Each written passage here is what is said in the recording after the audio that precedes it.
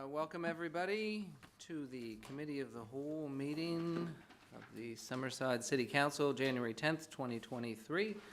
It is 5:03, so I will call tonight's meeting to order. In front of you, councillors, you have an agenda. I would like to call for a motion to approve the agenda as presented.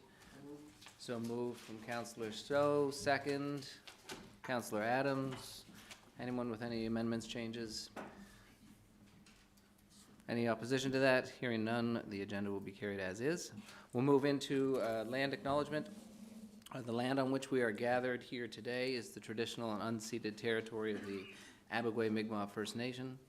Land reconciliation is an important part, recognition is an important part of reconciliation with Indigenous peoples here in Summerside, Prince Edward Island, and across the planet, a planet that we share a collective responsibility and duty to protect for future generations.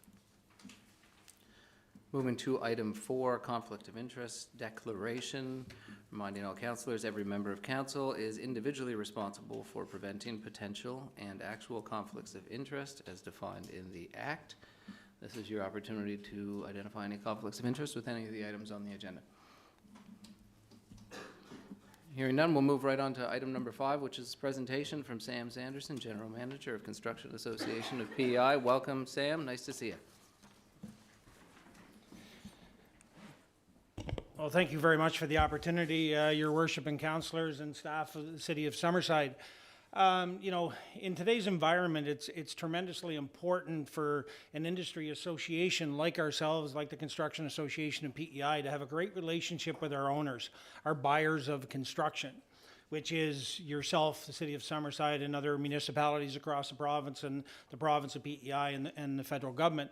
And a couple of years ago, we launched our new virtual plans room, and it's a tremendously important tool to all buyers of construction, but also, you know, to the contractors themselves. And I wanted to take a chance to come and talk a little bit about our virtual plans room and the opportunities and the value from an owner's perspective.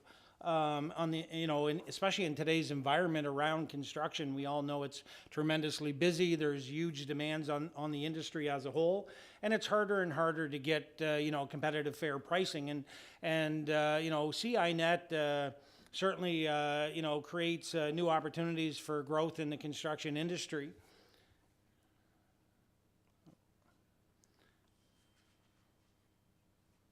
What are the benefits? Timely and effective posting of a project. We also post addendums and can make any necessary changes. This ensures that we also have them up to date. Easy to stay informed when members choose to follow a project on CINet 2.0. They will get a notification email when addendums and other changes have been made to the project. CAPEI has the ability to print tender documents and drawings for members by request, and also non-members as well. What does CAPEI or CINet 2.0 look like? Here's just an example of some projects and the importance and the relevancy, to see that there's various projects listed on our website to our over 320 company members across the province of Prince Edward Island. Those members are general contractors, they're sub-trades, they're suppliers and services. So it's tremendously important for the industry to be able to see these projects. And the value of it is that we post them up for you, our owners, and get it out there for viewing.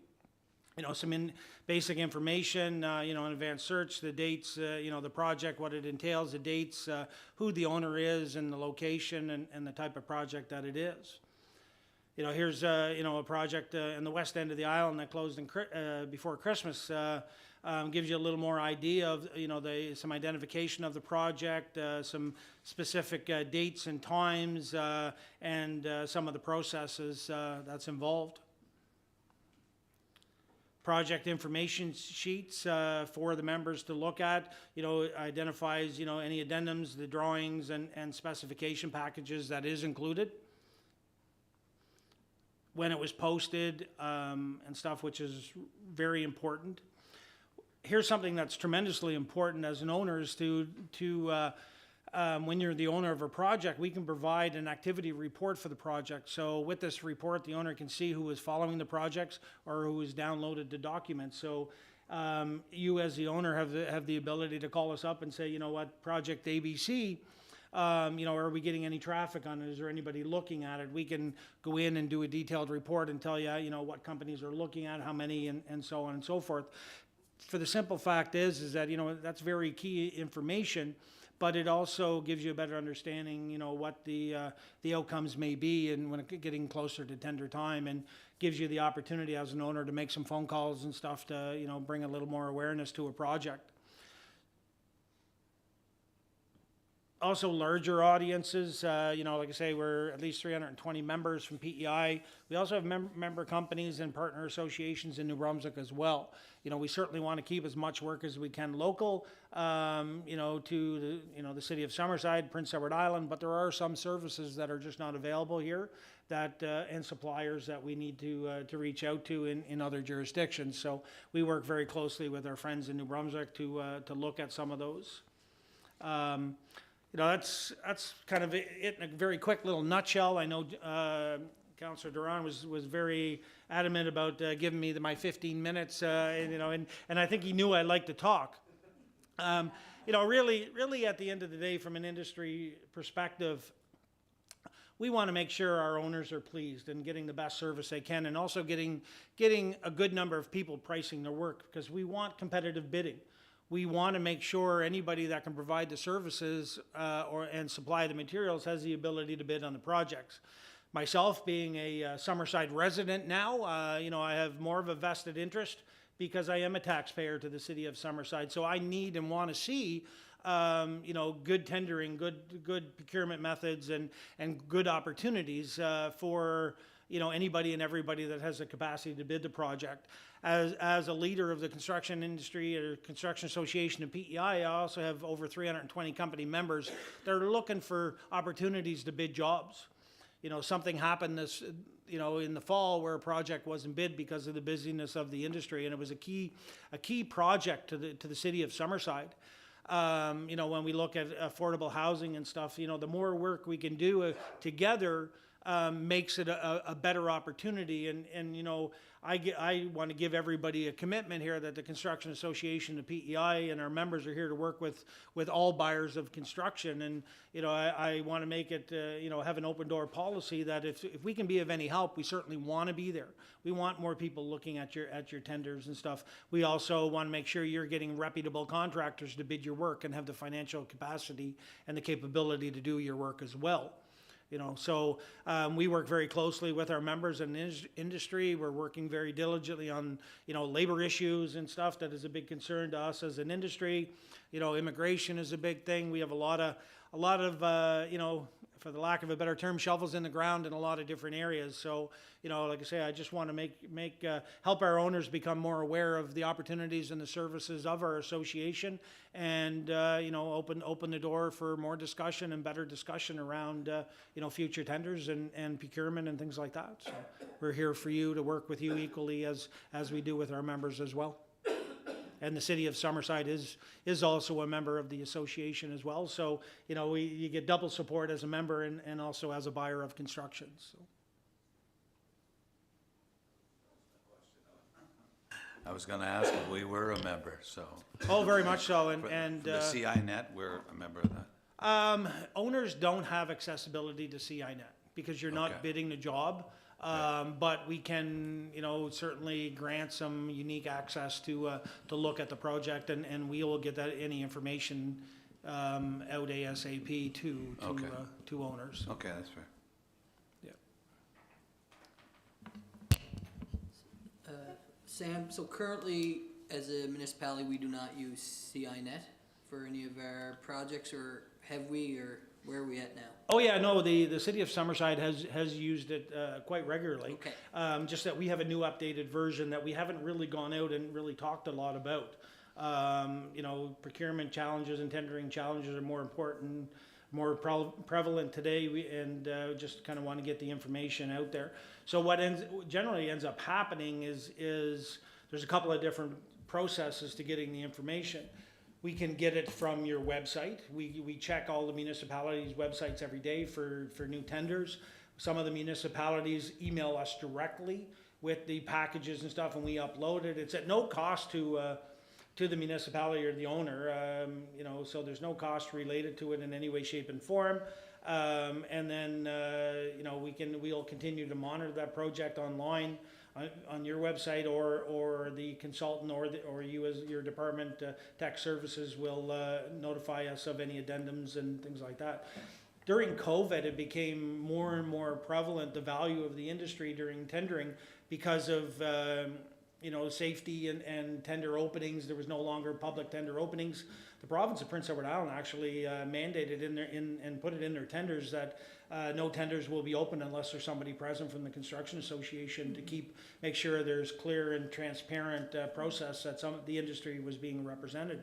So for over 2 years, myself and my staff have been attending pretty well every tender opening for the province of Prince Edward Island and stuff to make sure that, you know, that the security was there and things were being you know, done according to the tender.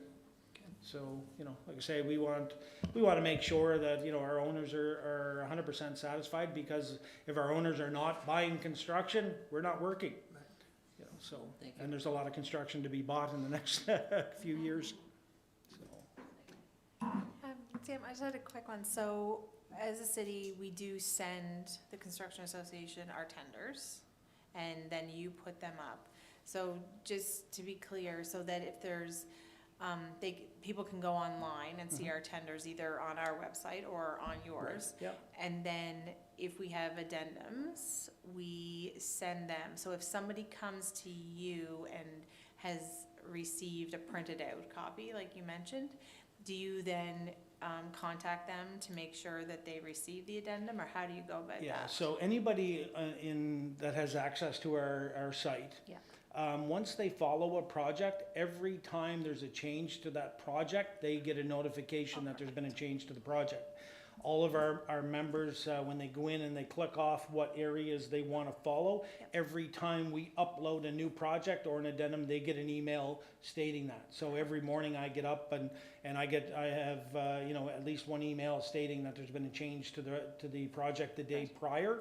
Yeah. What that does is it eliminates the onus on us to make sure, Yeah. you know, we're not emailing it out and stuff. We upload it. It's one shot deal. It's the contractor's responsibility to make sure that they've clicked that box off. And we've had numerous training programs to make sure that the contractors are doing that. And that was part of our process in going to this new platform, is to have that availability and notification. Okay, perfect. Excellent. Thank you.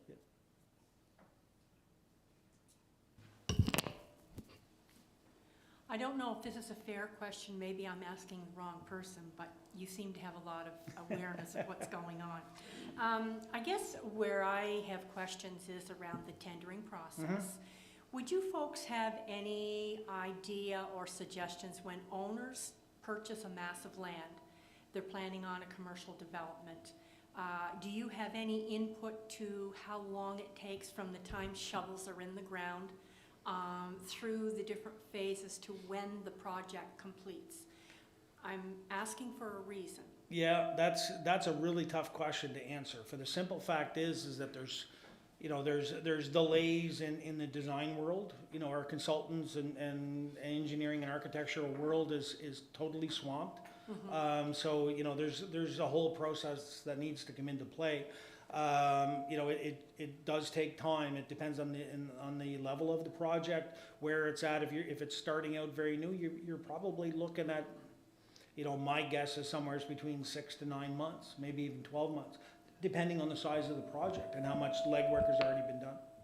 Okay. So. And I guess part B to that question or comment would be, I know that as a city, we're very interested in working with real estate association, construction association, you folks. Yeah.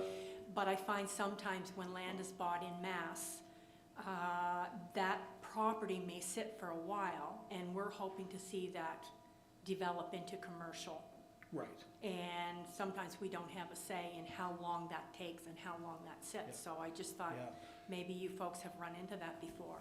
It all depends on the demand within the industry. You know, you've got demand on the, you know, all city departments are you know, running at in very high demand. I can only imagine, you know, how thick the pile is on Mike Straw's desk around, you know, building inspections and things like that, being the chief building official for the city. You know, and then from the design world, you know, and all the way along, I'm hearing from consultants that, you know, they're 6 months, 9 months out looking at projects.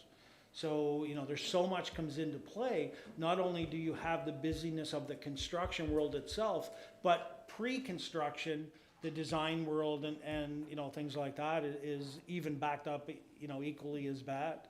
So it's really a supply and demand issue. You know, right now, 2023 is looking like another year equal or greater than 2022.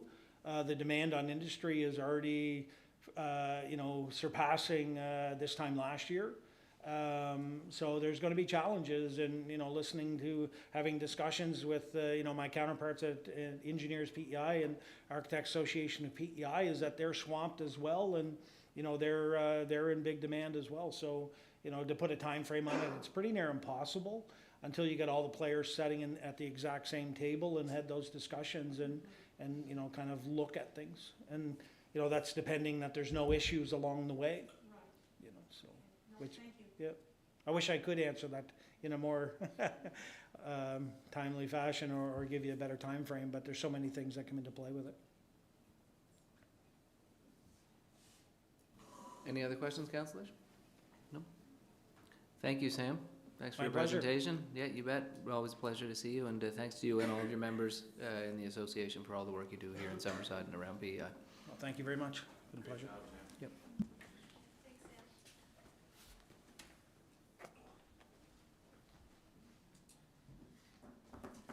Moving on to the next item on our agenda here, number 6, Canada Games update from community services staff and council discussion. So you'll see items 6 through 9 are all relatively similar. They're going to be staff presentations. We'll do this one first, and then I'll mention a couple of things. I did want to just take a note that at approximately 5:50, I'm going to call for a motion to recess this meeting. Stay with me, so we can start another meeting at 6 p.m., a special meeting of council to address a planning item. That meeting will proceed. When that one's done, it will adjourn, and the recess will continue here, just so we don't catch anyone off guard. Deputy CAO, JP DeRosier. Thank you, Your Worship. So yeah, I'm here tonight for a very brief update by request of the mayor to just update council on kind of some key elements for the upcoming Canada Games, a big event coming to our province and to our city, and also just to answer any questions council may have about the games coming up. So I'll jump through a few kind of high-level key items, and at the end, if there's specific questions council has regarding the games, I can certainly do my best to answer them. So the exciting part is that we're 39 days away from the games visiting PEI. The countdown seemed to have, you know, quickly come from 300 and some days to all of a sudden now it's 39, so it's exciting. Our staff are working closely with the Canada Games Host Society on delivering our portion of the games here in Summerside. Some key elements for council. So the dates are obviously February 18th to March 5th, 2 full weeks of competition. The Canada Games group will start loading into our facilities starting on the 12th in the Dome, and on the 16th overnight in Credit Union Place, and I believe similar timelines around the Silver Fox. A full game schedule is available at the Canada Games website, and I'd encourage council and other members of the public to jump on there and check out kind of where games and events are happening. It's a very kind of detailed schedule, and you know, obviously encourage everyone to get out and enjoy the games. So sports happening and being played out of Summerside. So men's and women's ice hockey will be played in Summerside based out of the Credit Union Place. The males are week 1, females are week 2. In the Dome, we'll be hosting boxing in week 2, men's and women's. Karate will be held on week 1 in the Dome as well. And finally, curling will be happening at the Silver Fox, female week 1, men week 2, and mixed doubles week 2. So some pretty exciting sports to be happening here in Summerside, which will be great. And another kind of point of notice, Credit Union Places and Ticketmaster are the official ticketing provider for the 2023 Canada Games. So we will be providing tickets not only for our venues here in Summerside, but right across the entire province. So we'll be rolling out our team to put Ticketmaster and ticketing in a number of, I think, 27 venues across the province. So that's pretty interesting for me and my staff. Sorry. I don't off the top of my head, but their website's very robust, and there's a big link right on the homepage for tickets. I think it varies, but it's quite affordable for sure. Yeah. Excuse me. As a city, we are a Dream Maker sponsor, so a fairly significant sponsor of the Canada Games, and as a result, the city has some opportunity to brand itself throughout the games, fields of play, and around different Canada Games venues. For the 2-week duration. So we've focused on obviously putting the city brand out there as much as possible, but also utilizing our SETS, our sport tourism initiative and strategy to put that in front of the national sport governing bodies, because there'll be many of them here for that 2-week period to really profile our SETS brand at a national level, so that when we're out bidding on events down the road, there's a lot more recognition. So we're really trying to capitalize on promoting SETS to the national sport governing bodies while they're here. So you'll see our signage around fields of play throughout all the games venues. We'll be involved in radio, TV, and print media throughout the entire games as well. And there'll be VIP access to games and events for as part of the sponsorship as well. So as I mentioned, the city's really trying to push on the objective of promoting our SETS brand through the games. In terms of local communications, so we have started as of yesterday doing some local promotions and branding of the games here in Summerside. We've started a bit of a local athlete promotion, providing residents with ticket sale information and where to find schedules. We're here tonight, obviously, discussing the games and that type of thing. And we're also honing in on some Summerside alumni spotlights as well. So back to the comment about local athlete spotlights. So right now, there's not as many announced Summerside athletes yet. They're still in the process of selecting those. So there's a handful.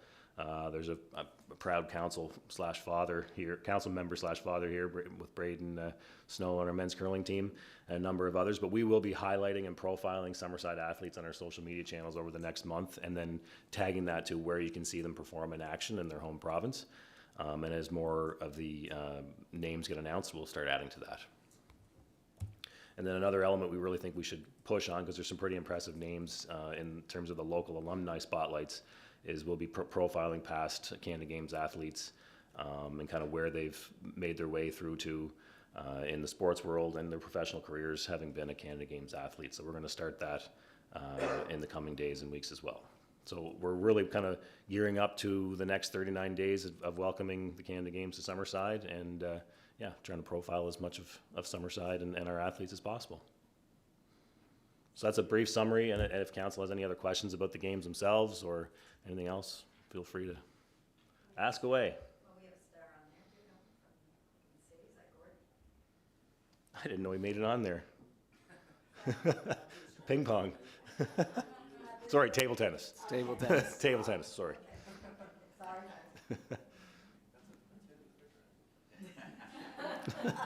Any questions from council? JP, I have one quick question. Sure. Will there be, will any of the games activities be affecting the regularly scheduled activities at the Cup or the Dome? Yes. So the Dome is basically full-on Canada Games for the full 2 weeks. The Island Petroleum Energy Center inside Credit Union Place will be strictly related to games usage, but the Gerard Turkland Arena will be available to minor sport. Our aquatic center will be open, bowling lanes as per normal. And though, the games have been communicating these types of scheduling challenges for a number of years now, so I think everyone's prepared to stop play and take in the games as much as possible.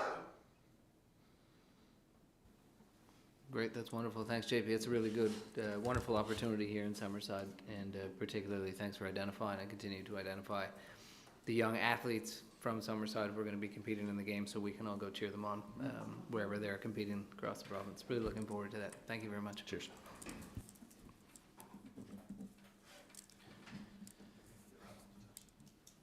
So we're going to move into, I'm going to just have to item 7, which is the east-west connector update. I just wanted to mention something here for 7, 8, and 9.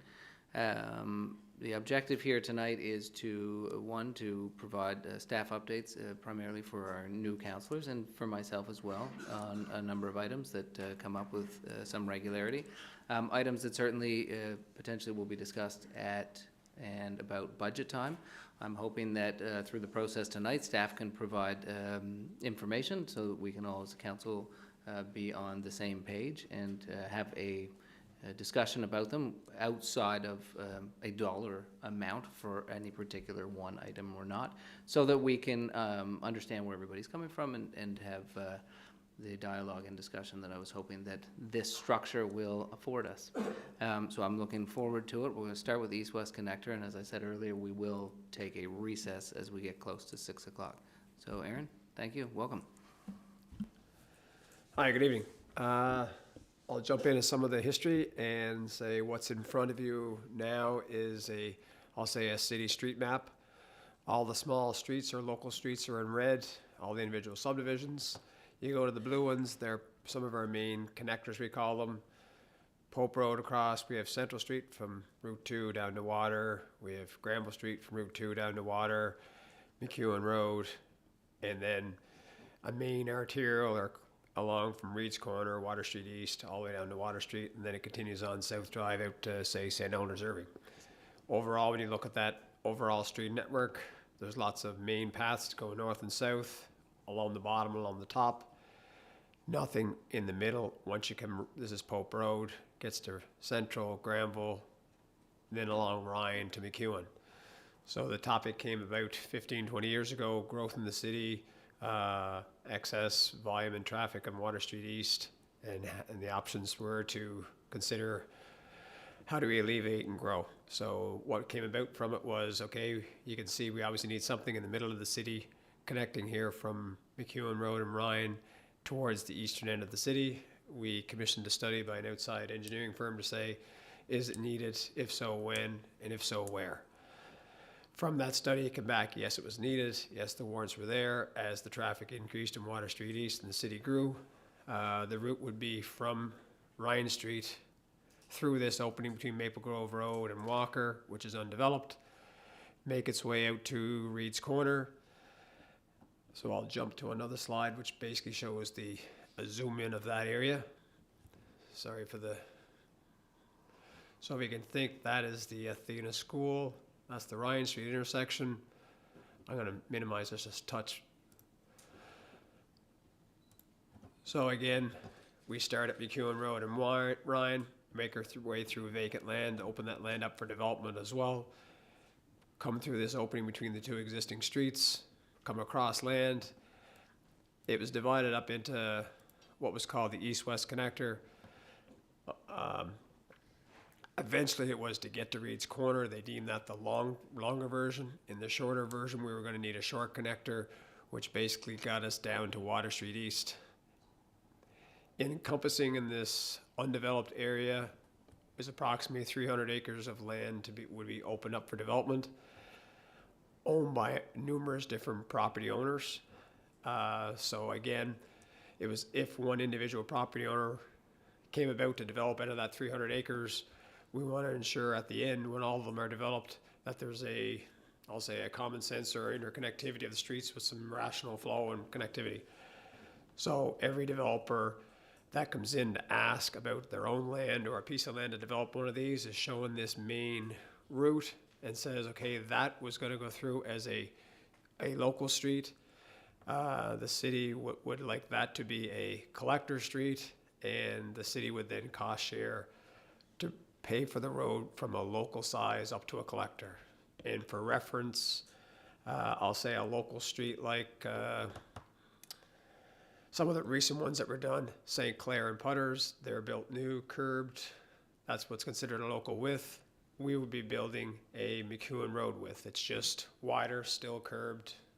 All of them would still have water, storm, sewer developed. So the city would be agreeing to say that we don't want everybody shortcutting through all these local streets to get to the north end of town.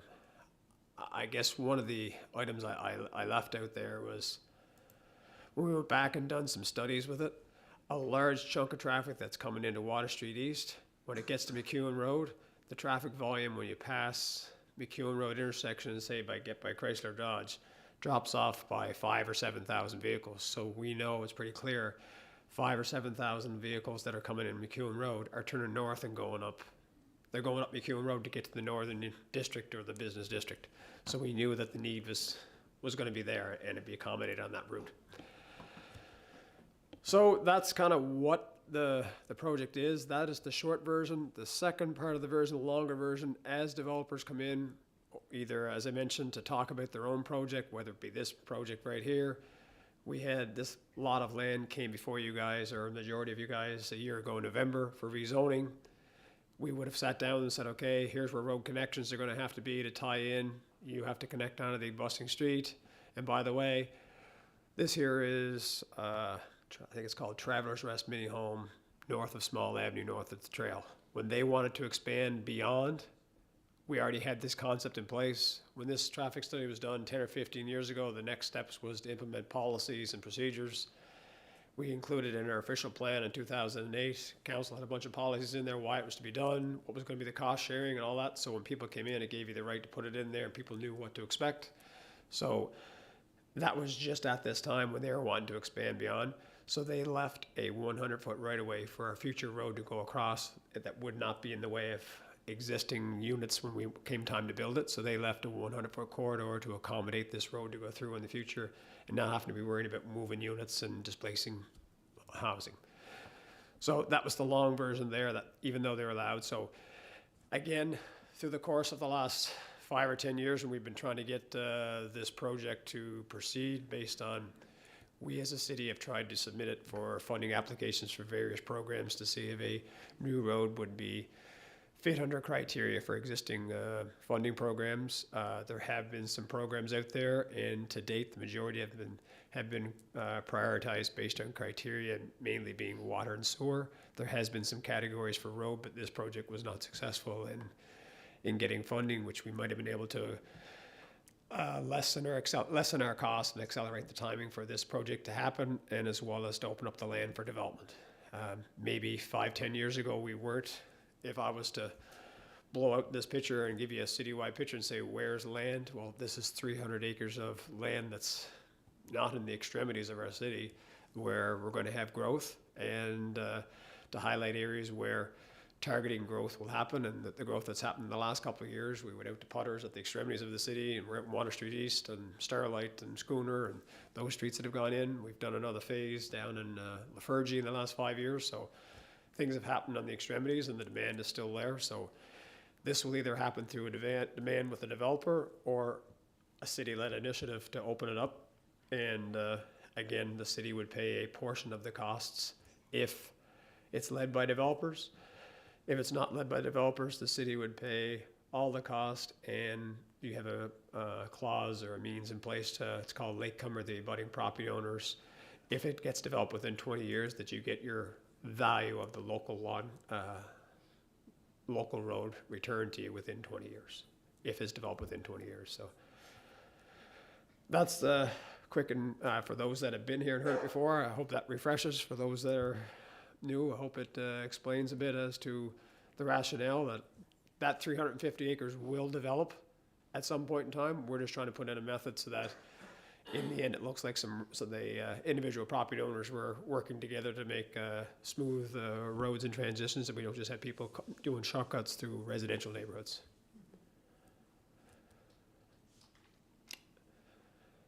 Open for questions if you have any, or I Yeah, may put think it of something else to expand, but. Yeah, I've got a couple, but put it open to council first for sure. Yeah. Go ahead, Bear. Well, I think this is well needed. I don't disagree with any of this, except as a councillor the last 4 years sitting on council, I didn't hear anything about, like, I know you're talking 5 and 10 years. I haven't really heard anything until the last year of council. It kind of came up, and I think it was Councillor Carey that brought it up because it was running into her ward, and it seems to be a big topic right now, but it wasn't really in last council. So I'm really interested in it, and I'm really happy to hear about it. But it's as new to me as far as this platform is concerned, as it is probably to the new council. Just, like I say, just the conversations that you would have, Councillor, on it, that you wanted it for your ward. So it's nice to hear this, and I know we talked about it in our last budget, where it would be something that we would discuss, and we put a certain amount of money away for it, I do believe, or, yeah. So, you know, it's interesting that it's on there tonight, and I'm glad we're talking about it, so, yeah. We have budgets that we submit probably with, to previous CEOs and the current CEO, and we submit multiple projects beyond what gets approved. Right. And with showing areas of growth and what's needed or questions that were asked, and then typically they're providing you a somewhat balanced budget, or here's a budget that's gonna be, instead of giving you a budget that's this big and then saying cut it down, they either cut it down to something close, and then you guys get into the fine tuning of it. But this project has been submitted and costed. We've had to update our cost multiple times, which gets dangerous for us saying an accurate price, because we've done it in 17, 18, 19, 20, because we've had to do it to submit it for funding packages as well. And then we also got to the point where we split it last year to try and make it a half a street, to try and say we thought maybe it was too big of a project to match some of the funding programs that were out there, as well as priorities. So we said, well, maybe we can submit it in half and do half of it to make it fit one of the funding programs that might be out there. We thought maybe it was too large of a project for various funding programs. Yep. Yeah, no, that's wonderful. I just didn't know that staff was on board the way you sound like you are tonight, and I mean, that's wonderful, but I didn't, I wasn't getting that feeling in the past, so, Okay. so if that's what's going on, that's good, thank you. I do have a question. Go ahead. Go ahead. No, go No, ahead. you were first, go. Just a couple of comments, and I do know that this has been on for funding programs a number of times. What's that? Yeah. Yeah, I'm sure, yeah. But anyway, Gordon, or Aaron, where did, you know, to start from McEwen Road to go to East, Water Street East, where, you said you wanted to divide it into two projects. Where could we be successful? I think is the big thing, because we got to start somewhere, and whether, you know, there's something like this is going to have to take small bites. Yeah. This was a rudimentary sketch that I had on file, so I apologize for how messy it is. The red line is what would be the east-west, which would come down. This is roughly 1 kilometer, and this is roughly 1 kilometer. So we made a split there and said, okay, we have this. Another byproduct of putting this road to is providing secondary exits out of two larger subdivisions. This red up to here, we would also then connect over to provide a second access out of Small Avenue. Right. It would also, as I mentioned, a year ago November, the other years it didn't come through, but a year ago November, this abutting property owner came forward with development, but we haven't heard any further plans other than the original rezoning. So we said, build half of it up to here, as well as make a connection over for this development as well as there. Or if this property owners along here came forward, we would start at McEwen, come in as far as here. And now, since last fall, this little 10-lot subdivision has been finished, so they could have an emergency second access out of there if they had to, out of that entire subdivision. So that rudimentary yellow line there was, okay, that would be the hash mark of divided into one half or the other half to potentially make it as a feasible two-phase project. Perfect. The other point that I wanted to say is, you know, if we were ever successful in getting funding to put it from McEwen to Water Street East, I think that's going to put additional pressure on the Water Street East from there out to Reed's Corner, because it's congested now. And I know that there's an awful lot of traffic goes around the main highway. All you have to do is to go down there around 4 o'clock and any time of day, the traffic on the going around the main highway, and a lot of it's because they don't want to cut through this way, right? So anyway, just a thought.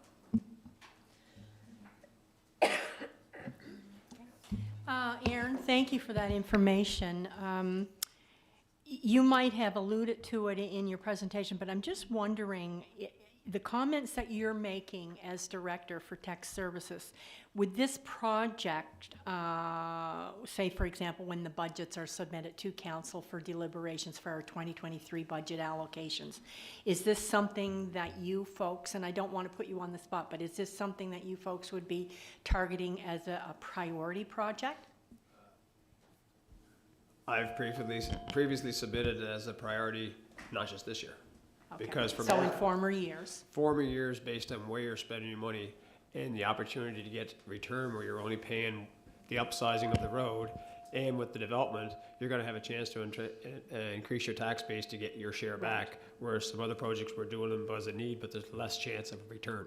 So I've been supporting this on financial basis as well as return, as well as the need that's on the volumes and other things. It was a project where we looked at too and said we could get cost shared from landowners as well as get a return on our money, whereas others were doing because of priorities that are not gonna be a payback. Okay, thank you. And then just the part B to that, I'm just not clear on it, is that would the submission or the resubmission of this as a project be dependent on the city having confirmed partnerships from other orders of government? If there are programs out there, or if there are other business developers or whatnot that would come in on it, or you were saying about the latecomer charges, would we recoup some of those expenses when people come on board for development? Yes, the way it's outlined in there was a separate little sections or policies done there. This was done in I think it was 2008, and it outlines in there that if we were to be a city-led initiative, it would be done, the city would pay for, the actual cost would be costed out to say it's X number of dollars for the local. That would be applied as a latecomer charge to the directly abutting landowners, and if they develop within 20 years, the city would get that money back. Yep. If I may, I think there's two main reasons why, Councillor Ramsey, this may help answer your question. The East-West Connector has been on the books and been looked at for the last, going back to 2011, Aaron, I think? It's going back a long way. Right. But we've been submitting it probably since then, yeah? Right, and as Aaron points out, it's either gonna go ahead in two different ways. One, the landowners say we want to start developing, and the landowners, as they do in other areas, say we're gonna build a street. And we have a plan in place, and we would work with them, and the landowner would pay, and we'd just pay the upcharge. The other way it's gonna go forward is the city's gonna drive it forward and latecomer. We haven't been able to find funding partners. It hasn't fit into any funding programs to date. And up until really two things happened, what we done, I guess, until Pope and Central was done, I'll just say for lack of better words, it hasn't, Pope and Central has always been a higher political traffic fix to get done. So the previous council got that done. That's a big check mark, and that one's now done and fixed. So the East-West Connector is certainly next. If the city's gonna drive it, staff certainly assume that council aren't gonna wanna do that until the demand is clearly there, right? We don't want, staff have assumed that council's not gonna wanna build that road and have it sit there undeveloped for 15, 20 years. Clearly the demand is now there.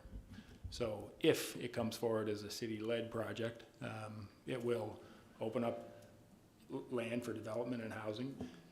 It will, and through the budget process, we'll give you obviously finer numbers, but it'll be a net positive financial piece for the city as we increase the tax base. And it will help alleviate some of the traffic issues that we have on Water Street.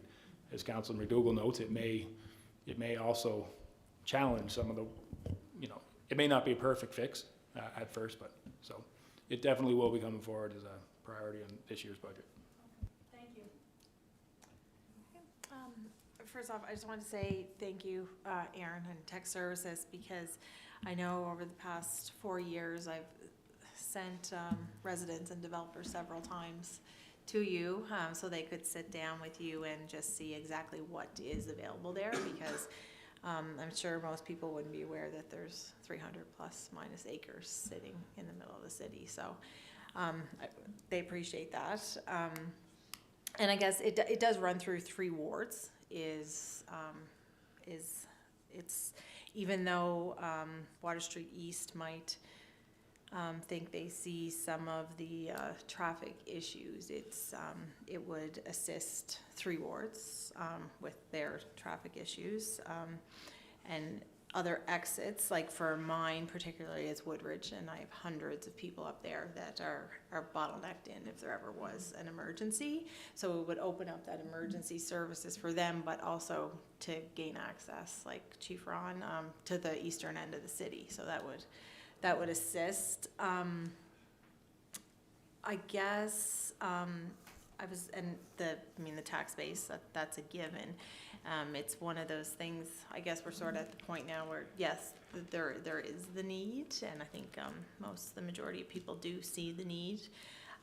Plus, we would have the tax base, and it would open up for housing, which we are in a housing crunch, so that would also be a benefit. Aaron, do you know how many cars daily are on Water Street East? I know somebody had told me one time it was one of the busiest streets on the island, but do you have you had mentioned 5,000 there, but that was... I hate to guess, but I will guess in the range of, I think a number was thrown around like 18,000. Right. And 5 or something was going to be then Yeah. diverted. So a large chunk could be, there's, as Council said, they're still going to come in from Reed's Corner Oh, yeah. to this intersection. Yep. But that's why the long connector is to go all the way to Reed's Corner and take that traffic directly there. Exactly. And as a follow-up, the Reed's Corner intersection is not our intersection, it's a provincial jurisdiction. Mm-hmm. So when we have our yearly meeting with the province to say what's going on in your areas, we've made them aware of this long one and gaining more traction as far as Yeah. demand and happening around there, that if they are to do upcoming improvements, to keep in mind that Yep. this is our long-term plan for here, and which we've made them aware last year again. So again, I think the numbers, I hate to guess, but Yep, I'm saying no, in the that's range, good. it's not it's our busiest street for sure, and it's probably 18,000 range, and there's probably like 5 or so that turn right at Yeah. McEwen Road and head north to get to that northern district and Right. cities. So that would alleviate that group. So in the other drawing you had, the one where you sort of had it just sort of scratched in. Oh, yes, yep. So where you said the halfway point is. Yes. So I mean, if there was any way we could take that yellow and bring it down a bit so that we could get that other access out too from Woodridge and And- include it in that top phase. And sorry, when I split, the yellow was splitting the 1 and 2. In both phases that we've considered, this extra 200 meters went with either phase. Okay, perfect. To, Great, great. to get that phase, Yep. as well as potentially, if this developer comes forward, we'd be saying, okay, even if the rest is not built, we're gonna build the width of this property Mm-hmm. to suit that. It'll be wider than your other street, and we'll be contributing that widening, but it'll be ready whenever the rest goes. Yeah, So I if they know. do go Okay. one at a time, we're gonna build one piece that looks a little wider than the rest Perfect. as we Okay. go. Perfect, excellent, because I know, like, even though this drawing is there, when you look at Woodridge, it's bigger than what it's more condensed now than what it even shows on there, right? Like, there's more. There's more, went Yeah. above that, and this here Yeah. was the last aerial photo in 2018, and they went a little Yeah. farther and also over into this little area here, yes. Yeah. Yeah, so it's even more so now, and I think until people get back there, they don't realize that it is as condensed as it is, so I know, I just wanted to, because I knew the people in that area would be like, oh, they'd be so close if we just, but that's Yeah. perfect if So it goes we- either way. If you took that yellow line off, either half would come Yep. up to here and then do this connection over to this first street. And then Yep. that would be included in either half to make sure we alleviated Right. that issue. Excellent, perfect, thank you so much. I've got a couple little questions, Aaron. Sure. First, that original study, what year was that done? I can find it. It's Was probably that back too- in 03. It's before 08, so 03, 05, in that range. Okay. And the original driver for it was traffic oriented? Was that the, Yes, it was the original driver, you said? yeah, Yes, was basically traffic long-range radiation? planning. In the official plan, we still looked at road network of the city. So I think that original sketch is And when the official plans are looking at saying, okay, what's your road network, what's your water, what's your sewer? This was one of the road network ones. We obviously, look, we got nothing going across the middle, and how would this develop? So then we said, okay, well, is something needed? Then it led, there was questions on the increased traffic on Water Street East driving. So we said, okay, we actually hired somebody to say, okay, what's gonna be the anticipated growth on that street? What options should we consider? And if there's a road, where it should go. And you said 350 acres, is that the short version? You have a short version, long Yes, version? yes, Yeah. just amongst around here, I had another sketch. So basically, there's a lot of land, I'll say, north of the trail, behind the College of Piping, in behind Balcom subdivision. This is the end of Maple Grove Road. A little street here got built this fall, all this area here. Then if you come up off of behind the properties from Small Avenue over towards Walker Avenue, what have you. Again, whether they all develop or that's the total mass area in there, yeah. And do you have a understanding or idea of how many build lots that would create? I didn't expand that because, again, we'd be into, did we go with density and say, were they gonna rezone some of it to R4 and try to put some higher density stuff in there, or just go and say, I'd hate to say take the narrowest or lowest and say, well, there's a single family subdivision right there in Walker, and I could do it with the total acreage of Walker and Collin and say that's many single units, but that'd be your lowest density. Yeah, just to use. get a rough Yep. idea, I think the city did a housing study in April 2021 that set out, I think now probably a conservative number based on the growth projections, that we'll need about 800 building lots in the city in the next 10 years. So I'm just trying to square how much this gets us to that, and is that enough, or is this just a piece of the puzzle? And maybe that's something we can bring back and see. And then just to get an idea what the size is with respect to potential developable land in the long version as well. There's one little hurdle on the long version, is that when the city boundary was developed, this part right here, this farm is not in the city boundary. So again, that's another hurdle that we're doing well to get the short version done, let alone looking ahead at hurdles. on the long version. I've seen the Yeah. line here too. And yeah, it certainly, there will be hurdles on the labor side too, right? Say I'm still here. The last quick question I had, can you just, you touched on the landowners in the area and Yes. how that agreement works with the development of roads? Mentioned I latecomer- didn't follow latecomer totally option? on the negative. If there's we were latecomer, you mean? Yeah. So, we developed it a number of years ago, and if this road, for example, was to go through and directly abut two property owners and it was only being put in by one, the other person would technically get a free lots developed with not having to put any road in. So really you said, okay, let's pick this landowner here, for example. Let's say the cost is $3,000 per meter and our share is $1,000. Well, the $2,000 would be applied for every meter of frontage to this property owner until such time they developed in the next 20 years. That would be done in a registry and listed with our accounting and downstairs. Somebody goes to buy that property, they know there's this much land owed, a judgment, I guess, on this property that when you go to develop, because the roads and water and sewer and everything's already been put in, you only have to subdivide and you're ready for lot development. But if they're a willing participant along the way, they paid their share. If the next person wasn't ready to develop, their portion would go into a land registry of a latecomer charge, so when they went to develop. Okay, great, thanks, that's helpful. Any other questions for Aaron? I know Aaron, we're looking at 6 o'clock coming up. Corey, you got one? Yep. Okay, yep, we've got about 3 minutes, Councillor Snow, and then we have to take our recess. Put the clock on me. No, it obviously is a needed project moving forward to help grow the city. The only thing that my eye keeps drawing to is the path in directly going through Rotary Friendship Park.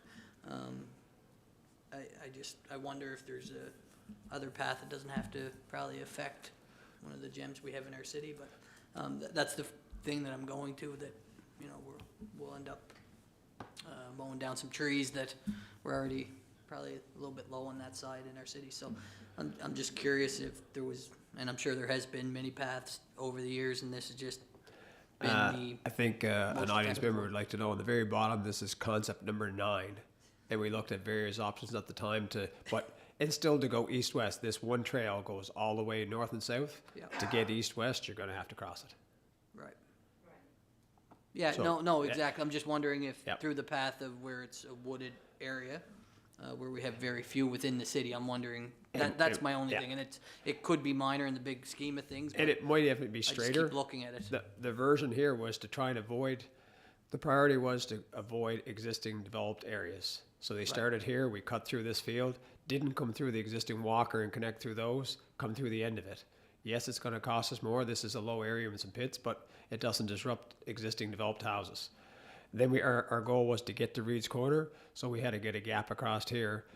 Originally, we'd looked at possibly any one of these three options coming down, and in discussions with the landowners who was gonna develop at the time when the concepts were through, and what, it was decided to come down through here, through various discussions with, we did have individual discussions with all the landowners at the time of looking over the concept before it came to a public meeting to say, because we also got their permission to go on and do a preliminary survey with survey people on their own property, and we had to wait till their crops were off, that sort of thing.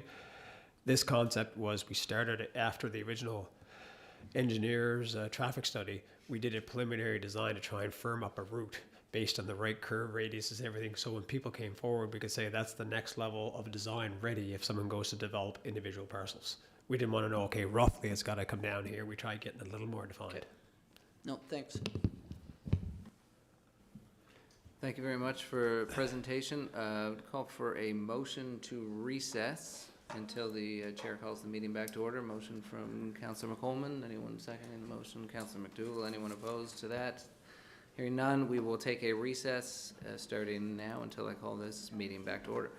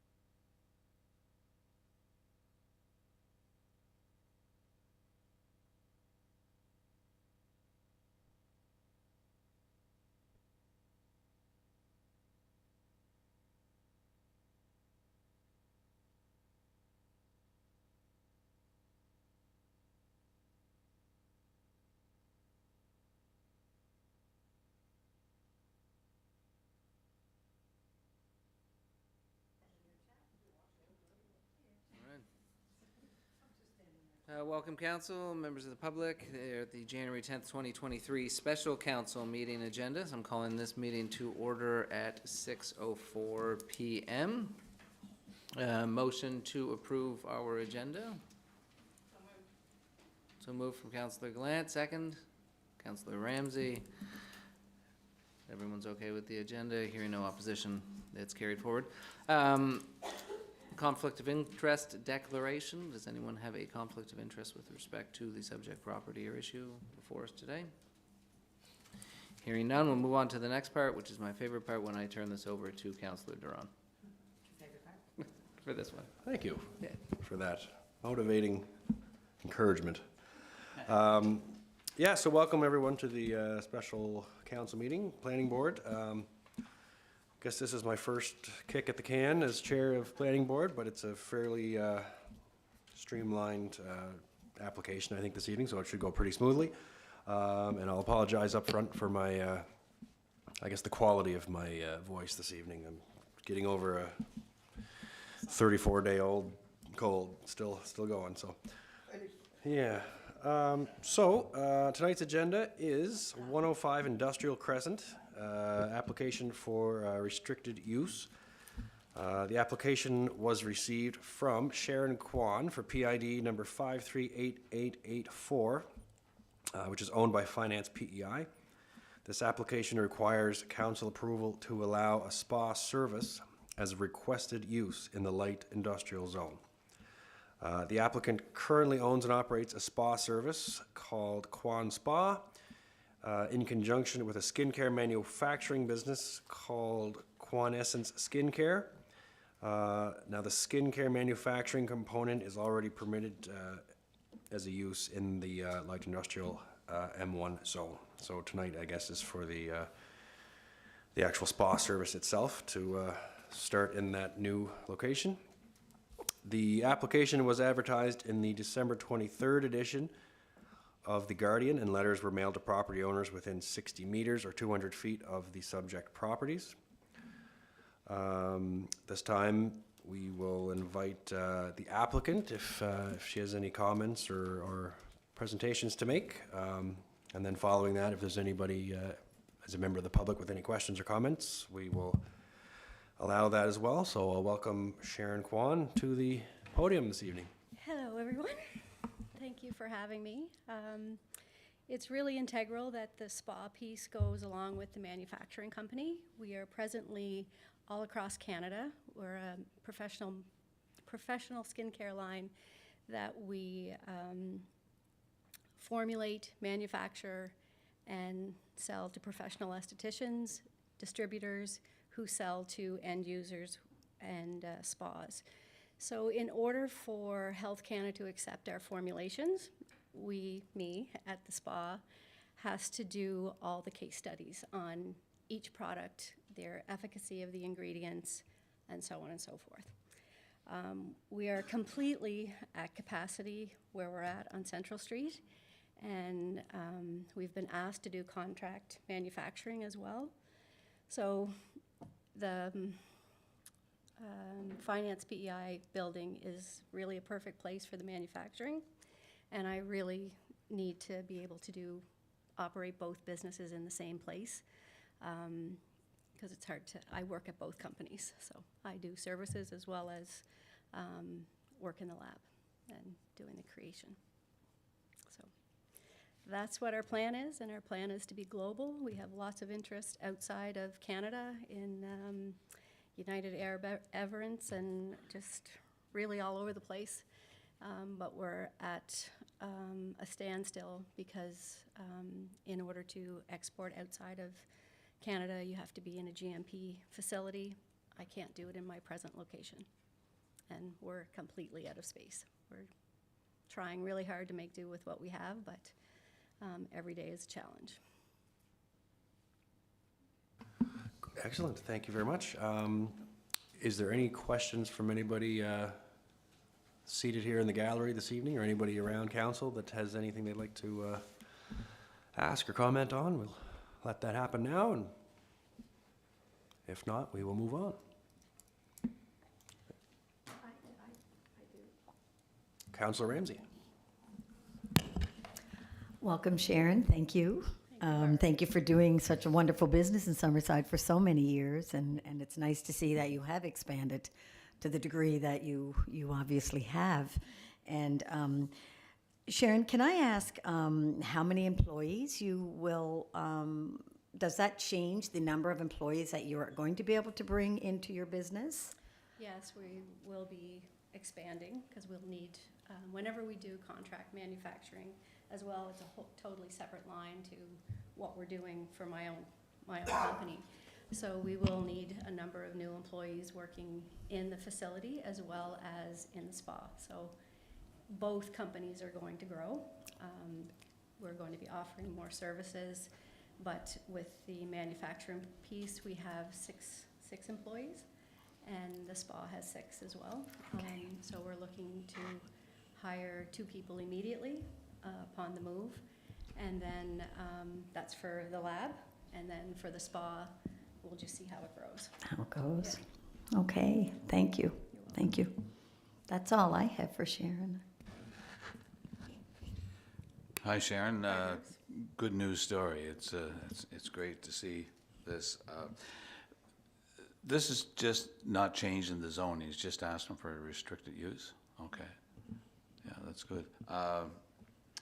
No, like I said, it's a good news story, and I wish you all the best. Thank you very much. Councillor McCollum. Okay. I was just sitting here thinking of the years that we do go back. Many. Central Street, then Water Street, then Summer Street, and now Central. And you've really worked so hard. That's what I see about you, Sharon. You've worked really, really hard and just had a goal for many, many years, and you've stayed with it, stuck with it. So good on you. Thank Very you. good. I've been focused. Okay, and just to build on what Councillor McDougall mentioned, it's important, I think, to council because we had a few conversations where we were getting into the danger of rezoning some precious industrial space, and this preserves that industrial zoning designation, so that's a nice as well. So we're not, not giving away, but we're not losing any more of our industrial space, so that's great. And as somebody that just got on to my wife's healthcare plan, I work across the street at Sign Station, so I'm looking forward to walking over for, I think I get like 5 or 6 massages a year. So we'll be booking some lunchtime services there. That's great. The other importance of having the spa piece together with the manufacturing is because we sell to other spas all over Canada, and again, we're getting ready to export. If I wasn't teaching the facials and doing the treatments myself, it wouldn't go so well for the brand. So it's just another boost for the brand, and you get much more recognition because it actually works. I'm 20. Sharon, if this was to get approved, how soon before you'd be up and running and shipping and? Well, I already have a contractor, Right. So I have everything in place and they're ready to go. So maybe, I think it would probably take 6 to 8 weeks to do the Okay. work. Great, Because he's ready, he has a crew and he's ready.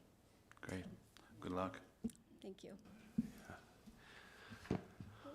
Okay, so if there's nothing further, you can remain there, or you can take a seat again, whatever's more comfortable for you. Just an explanation of the process now. So in order to process this restricted use, the following steps are required. Step number 1 is that the restricted use is read at a public meeting, and we did that this evening. We're doing that now. Step number 2, Planning Board will review the application and prepare a recommendation to Council. And that's going to take place in 2 nights on Thursday evening at 4:45. And the planning board members now, I guess that's new. The new planning board members are myself and Councillor Ramsey and Deputy Mayor Snow, as well as Mayor Kuchar. Yeah, the 4 of us are on that, and so between the 4 of us, we don't approve anything, but we recommend that, or not recommend, to take things to the full council, so. In 2 nights on Thursday, January 12th at 4:45, we'll do that step 2, and planning board will review the application and prepare a recommendation. And step 3, the restricted use is read to be adopted by council, and the resolution will either be carried or defeated by a vote of council, and that will take place at the second council meeting, which is scheduled for January 16th at 6:30 p.m. So this is the first one this evening, and the second council meeting is January 16th, and in between is the planning board meeting. So please note that in accordance with section 5.20 of the city zoning bylaw, any person who is dissatisfied by a decision of council in respect to the administration of this bylaw may appeal council's decision within 21 days to the Island Regulatory and Appeals Commission, IRAC. And that is everything on this evening's planning board meeting, and I will turn it back over to your worship. Thank you, Councillor Duran. Thank you, Sharon. Thank you, members of the public, and as well, always staff for moving these through in a timely and efficient manner. We'll call for a motion to adjourn the special council meeting, January 10th, 2023. Everybody. Councillor Morrison, first up. Second, Councillor Adams. Anyone opposed? Hearing none, we'll call this meeting will be adjourned. And we will, if anyone needs a break, we'll take maybe 2 minutes, and then we will continue our first meeting.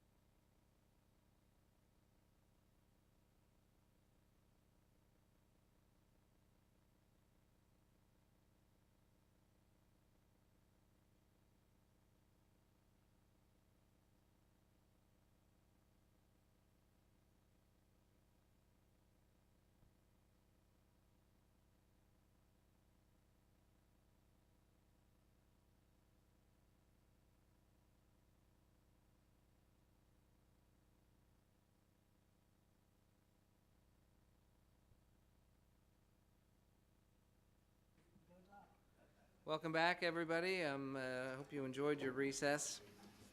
I'm going to call the meeting back to order. The meeting I'm calling back to order, of course, is the one that we put in recess, which was the Committee of the Whole of January 10, 2023. We are now at item 8 in the same process as we just had with respect to the East-West Connector, but now we're moving on to a Firehall update from Tech Services staff and then subsequent council discussion. Aaron, you're up. Hi again. I guess the point we're here tonight is to update is on we did an RFP for design services last in 2022. The first step of that, it was probably a 4 or 5 step. The RFP was to lead it up to including overseeing the construction of a new fire hall. We had a functional program which outlines all the number of types of spaces as well as the square footage for each individual space, how many offices, how many bays, how many. So the first step, that was done previously probably a year ago, maybe it's a year and a half, I'm not sure which, but some of us were involved and we finalized on a functional program. That functional program was part of the request for proposals that went out to the design firm. The first step of that design was to review that functional program for a couple reasons, to give us time then to make sure if the different design team is doing the design than did the original functional program.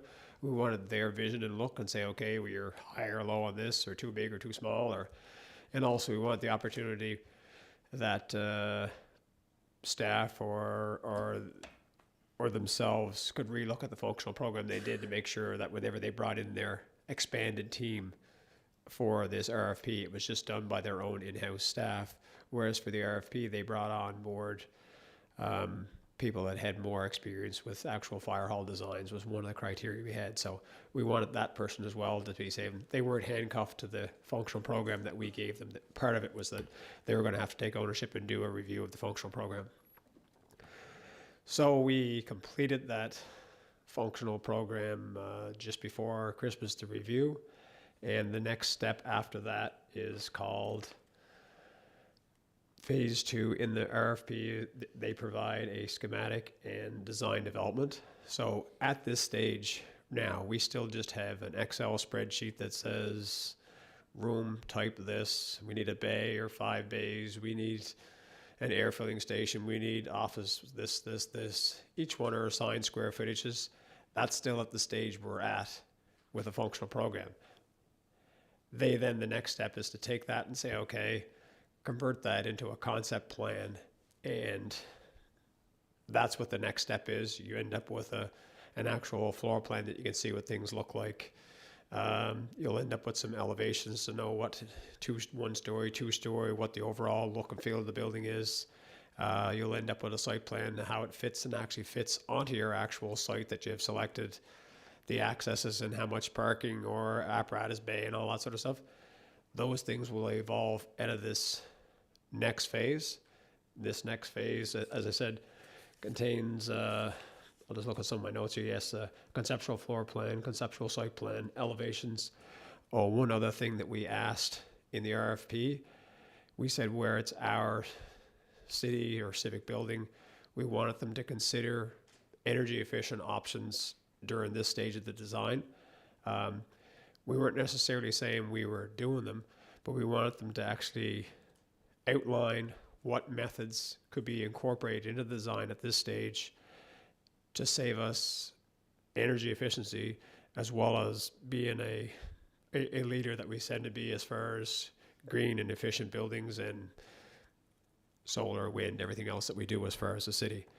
At that time, they will also cost out what it'll cost you more to do that, as well as what you would expect to have savings over so many years, and whether it's going to be a viable fit that you want to do or not. So that's another thing. That do you want geothermal? Are they going to go with thicker walls? They're going to say they're going to be 3-level glazing on the windows and that sort of thing. Itemize those things out in this and give us a cost to say this is what your capital cost to do these, and here's your payback, because we also are going to have to maintain and operate the building forever, the life of the building. The other key that you get out of this second step is, to date, we've had costing that have just come from the designers, and until you actually finish the project, and I compare it to sitting home with your own house and your own partner and saying, we want to build a new house. What's the going price of a house? Is it $120 a square foot? Okay, is that something we want to do? How big are we going? You haven't put pen to paper yet. In this case, you've sat down and you said, okay, how many bedrooms, garage, this and that. You got a rough square footage at $120. Is that within our budget? The next step for here is when they do those individual concepts, they'll not be doing the costing. They'll do their own back and say this based on cost per square foot.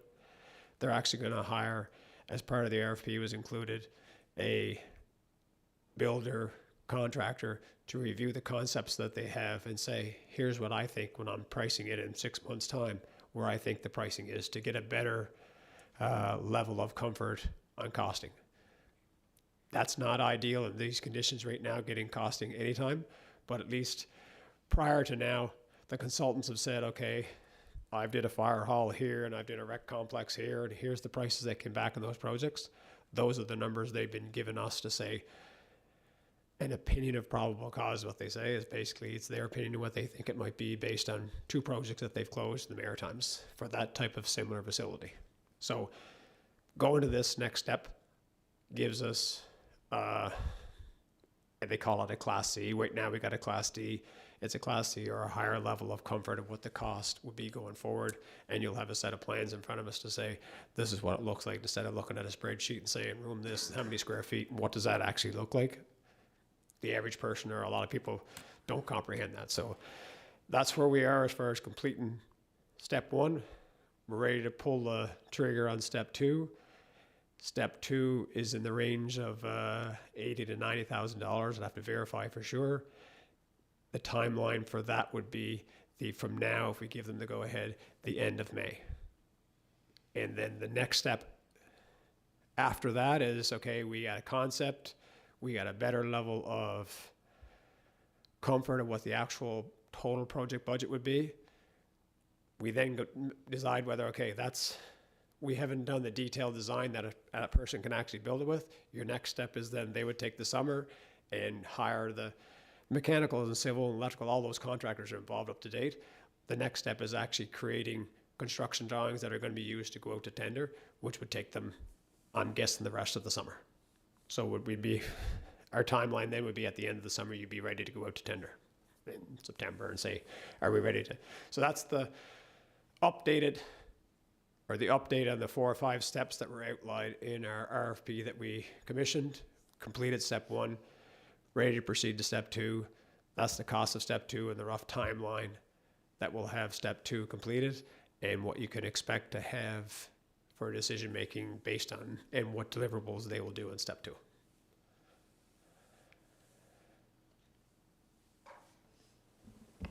So just from staff's perspective, the plan is to proceed to step 2.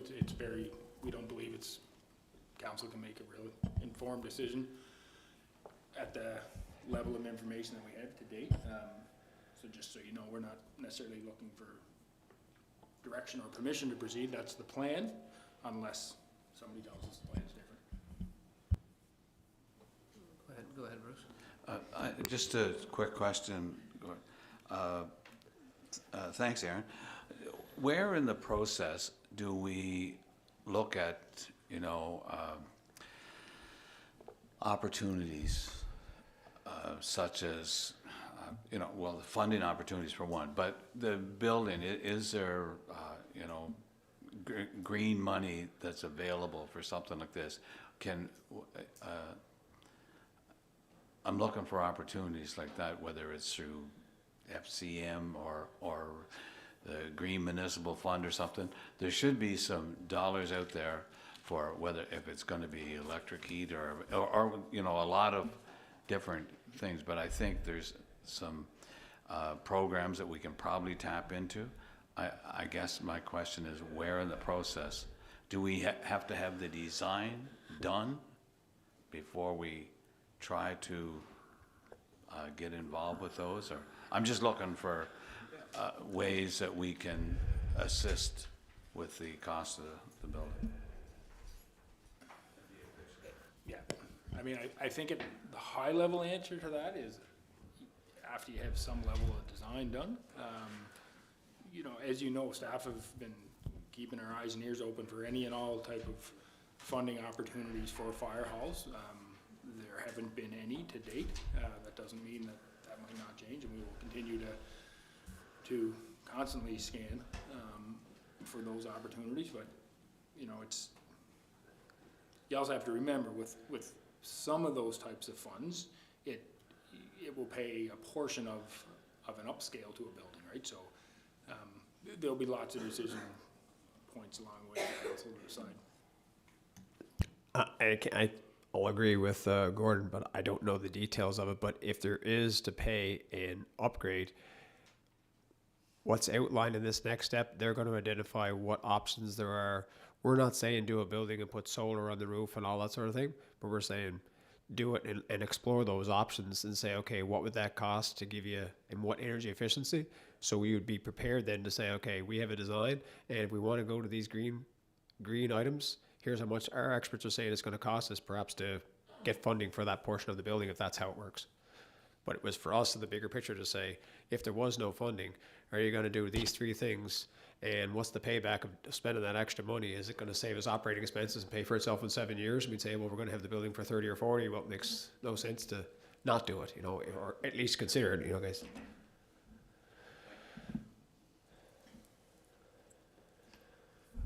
Just real quickly, the next phase, financially, is it coming out of what was already contributed to that fire hall pot? It's not. Yeah, it's still within the original RFP, the RFP amount, which was within, I'll say, this current year's allotted approved budget. Okay, so when we go to budget deliberations in January, that's already covered? It's not for these items. And even for if we go in January, it's not for, we've approved a budget, or you guys have, to do all of the RFP components. We gave some stop gaps there if we ever get into a situation where we halted or paused. We want to know how much we'd have to pay them up to a certain point. And but yes, the entire RFP wasn't near the approved budget amount. Okay, so there may not, likely will not be a new fire hall line item in the upcoming budget, because it's already.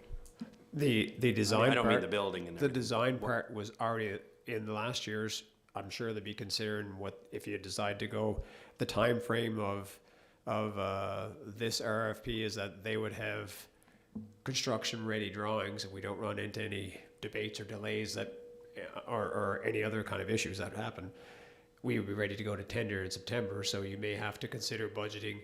If it's a go ahead right away, you'd be budgeting whatever capital you think they would spend in 23, 24 capital year. That was my next question, I guess, is are we going to set some aside in January for that hope that we'll need it in September, October?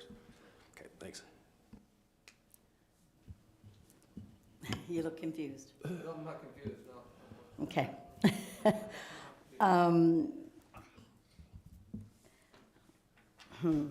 Well, we have new mayor, we have new councilors, and so I just wanted to take a few minutes to go over where we were with the fire hall before our new council came on board, and the fact that everybody around the table was for the new fire hall. I don't know if that's changed. I hope not, because this is a project that we've been looking at for 12 years, and a project that we've spent $121,000 on so far, with over the last 12 years, with assessments here and reports here, and you know, we keep going back and forth, and we do something like this, and then it ends up getting canceled again and again and again, and that is not counting staff's hours. So I can't imagine how much it would have been if we included every hour that our staff has put into this project over the last 12 years. So that's $121,000 that we paid out to other organizations. So if we keep doing this, and the other thing I can say is that the building is never going to get any less expensive than it is today. Tomorrow it's probably even going to be more expensive. And I'm not sure why, Aaron, that they can't give us an idea on a cost, because there's got to be some kind of a percentage increase each year on, you know, so I'm sure they could give us a general idea, I hope, on what we would look at cost-wise. you know. Yes, the current design team will give us a level of cost for sure, and they have. Yeah, And they call that a Class D without going to an actual builder and saying, what is the price? They're going at projects, the consultants are going with projects that they completed and designed and put out to tender. That's their pricing scheme to say, for the last projects we've done ourselves, what do they cost per square foot? That's the number they're using. And the next level is going to be going to the builder and saying, okay, you're reviewing this, what can you guesstimate for us to be the projected this year's pricing? right, And with more detailed drawings, you know, Right. how many bay doors, not just rough square footages and using the overall square footage, the next level of accuracy. right. The next level of accuracy is whenever the drawings are actually done and when they're ready to go out to a contractor for bid, they're to price that again. So we Right. have something to know when the actual bid comes in, is that even close to what we think the market is? Right, yeah. So it's almost like us doing a tender now with anything, right? We never really know, and then they kind of say, nope, you know what, you're bu- 20% Right, less than the what budget it. items our staff Right. are giving you guys Yeah. for budget. We don't know if they're gonna be the budget items that's gonna submit when we tender closes. Right. We're basing it on last year's pricing, just like they're, and we've put up this year's budget items, we've taken last year's and added an increase onto those in hopes that we're in the range when the tender's close. Right, and I guess I'm just saying that so our new council knows that, as well as residents out there know that. We go through this all the time. This is brought up tonight for the fire hall, but it's a situation that we're in all the time with every tender that we put out. So I guess I just want to, you know, make the folks out there aware that that's what we're into. But I do have something that I'd like to read for the information for new council and for our residents. And many times over the last 12 or 13 years, the project has started, paused, faded away. The condition of the building has not improved, just gotten older, closer to end of life. The safety issues that have been ever present did not go away. The only thing that has happened continuously year after year are construction cost increase. In 2020, it was deemed that the renovation was too costly and not the best use of the dollars. So renovating that building is just going to be very, very expensive. And where are we going to put our firefighters? Where are we going to put our equipment? All of that. We don't have any place, if they are displaced, to put them. And then getting to an emergency situation is going to be another concern as well. So I guess I just think it's important that we bring those things up. We would spend an awful lot of money if they were displaced, trying to keep them located somewhere else. So Summerside call volume has increased 53% from 188 calls in 2010 to 355 calls in 2022. And the types of emergencies for services now include medical calls, ice rescue, confined spaces, high angle, just to name a few. So they have much more of a skill set now that they have to deal with than they did over the last number of years. So I just think those things are important to note. The increased services require much more detailed training and certifications. The demands on these members are never ending, and they have a right to feel safe in the building that is used for storm duties, training events, and all other aspects of firefighters' duties. WSP completed a building condition assessment in 2020 and pointed out many deficiencies and life safety issues in the current building. If new station number 1 is put on hold again, immediate action must be taken on the current Station 1 building to ensure safety is the forefront. There are areas of concern as indicated by WSP in the building condition assessment report: roof replacement, overhead door replacement,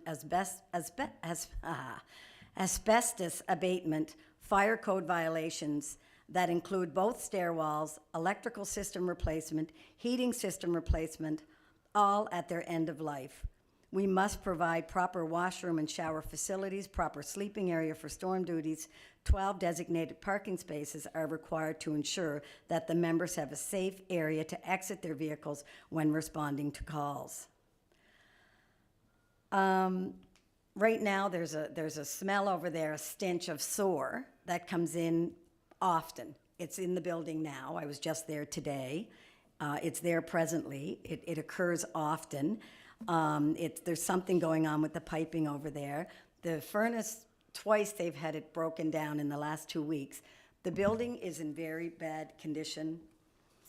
The renovations will require the members to vacate the building until renovations are complete. This could take a year.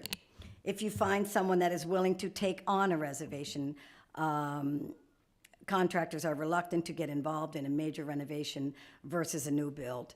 The number one concern in fire service right across the country is cancer. It is a recognized fact. All of the provinces have added cancer legislation to WCB. Decontamination protocols have been implemented. It's regular duty after fires. There are so many unknown plastics and in fires today. Therefore, cancer rates are exploding. So that's one thing that our facility over there doesn't have.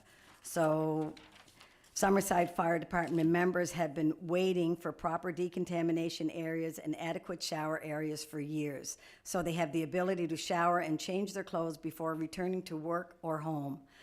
These contaminants should not be transferred to personal vehicles, co-workers, or family members. Temporary relocation of Station 1 equipment and membership are not available in the Summerside area. Previously in 2021, commercial space was not available for rental and did not suit the needs or response times required for the functioning station, and I just mentioned that. The new bill will hopefully ensure that continuation of a volunteer department response times are crucial.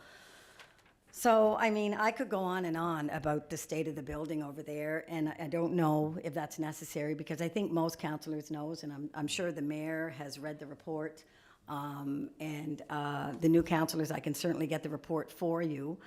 I don't think this is something that should be on hold. I don't think this is something that we say, well, we're going to go into phase 2 and then we're going to decide whether we have enough money. I think it's time that we keep our firefighters safe. I think it's time that that building over 60 years old, I just heard Director Aaron say that, you know, when a building gets 40 years old and things start to break down, well, this building is over 60 years old and things are certainly breaking down. So I just think it's time that council, you know what, we pull together and we make this happen. It's been a fight. I've been fighting for this for 3 years. I've had council on board. I hope that now is not the time that you walk away from this. If we can get money, I hope that we get money from other levels of government. If we can't, I still think we need to go ahead with this building. And if some things have to be put on hold, then maybe some other items have to be put on hold. I'd like to see everything happen, and I'd like to see East-West Connector happen. In our discussions in budget last year, East-West Connector was behind the fire hall. It seemed like today that it's ahead of the fire hall, and I really hope that's not what's taking place here tonight. I'm really concerned about where we are with our fire hall. And I don't know if we don't get a new fire hall and keep our firefighters safe, if we're going to be able to keep our volunteer fire department in place. And we're very, very fortunate in Summerside to have a totally volunteer department.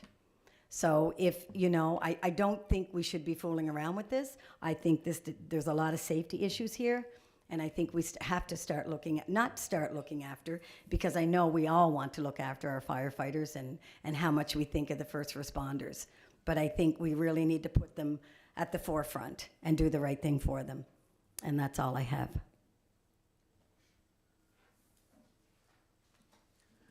Thank you. And I mean, unless I'm reading the room wrong or not reading it at all, I think everyone's in agreement that we absolutely need a fire hall, and I think everyone in this room would support it. But I think we need to respect the timelines of how we get there. So I don't know. It sounded like maybe you didn't think we had the support that you thought we did. There's rumor. Oh, okay. Well, that's just all I have, I guess. I'm quite certain that most, if not all, councillors are, including the mayor, are all but supportive of this, and I certainly hope so too. But yeah, I hope there's no inaccurate things going around, but we'll see, I guess. Are you finished? Yeah. Yep. Okay.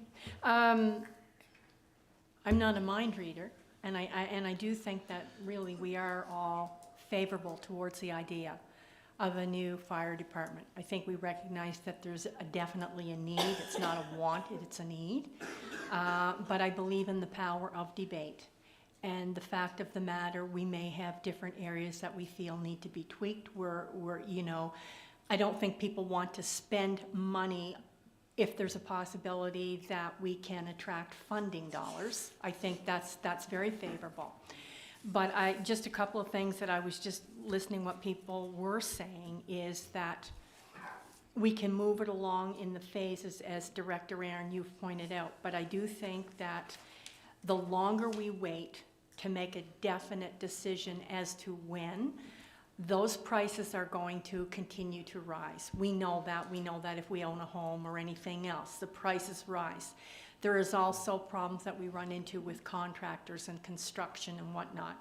The other point I want to go to is the fact that Councillor Bruce, you had mentioned about like if we could find funding dollars or those kinds of things, that would make it more favorable because it's cost shared.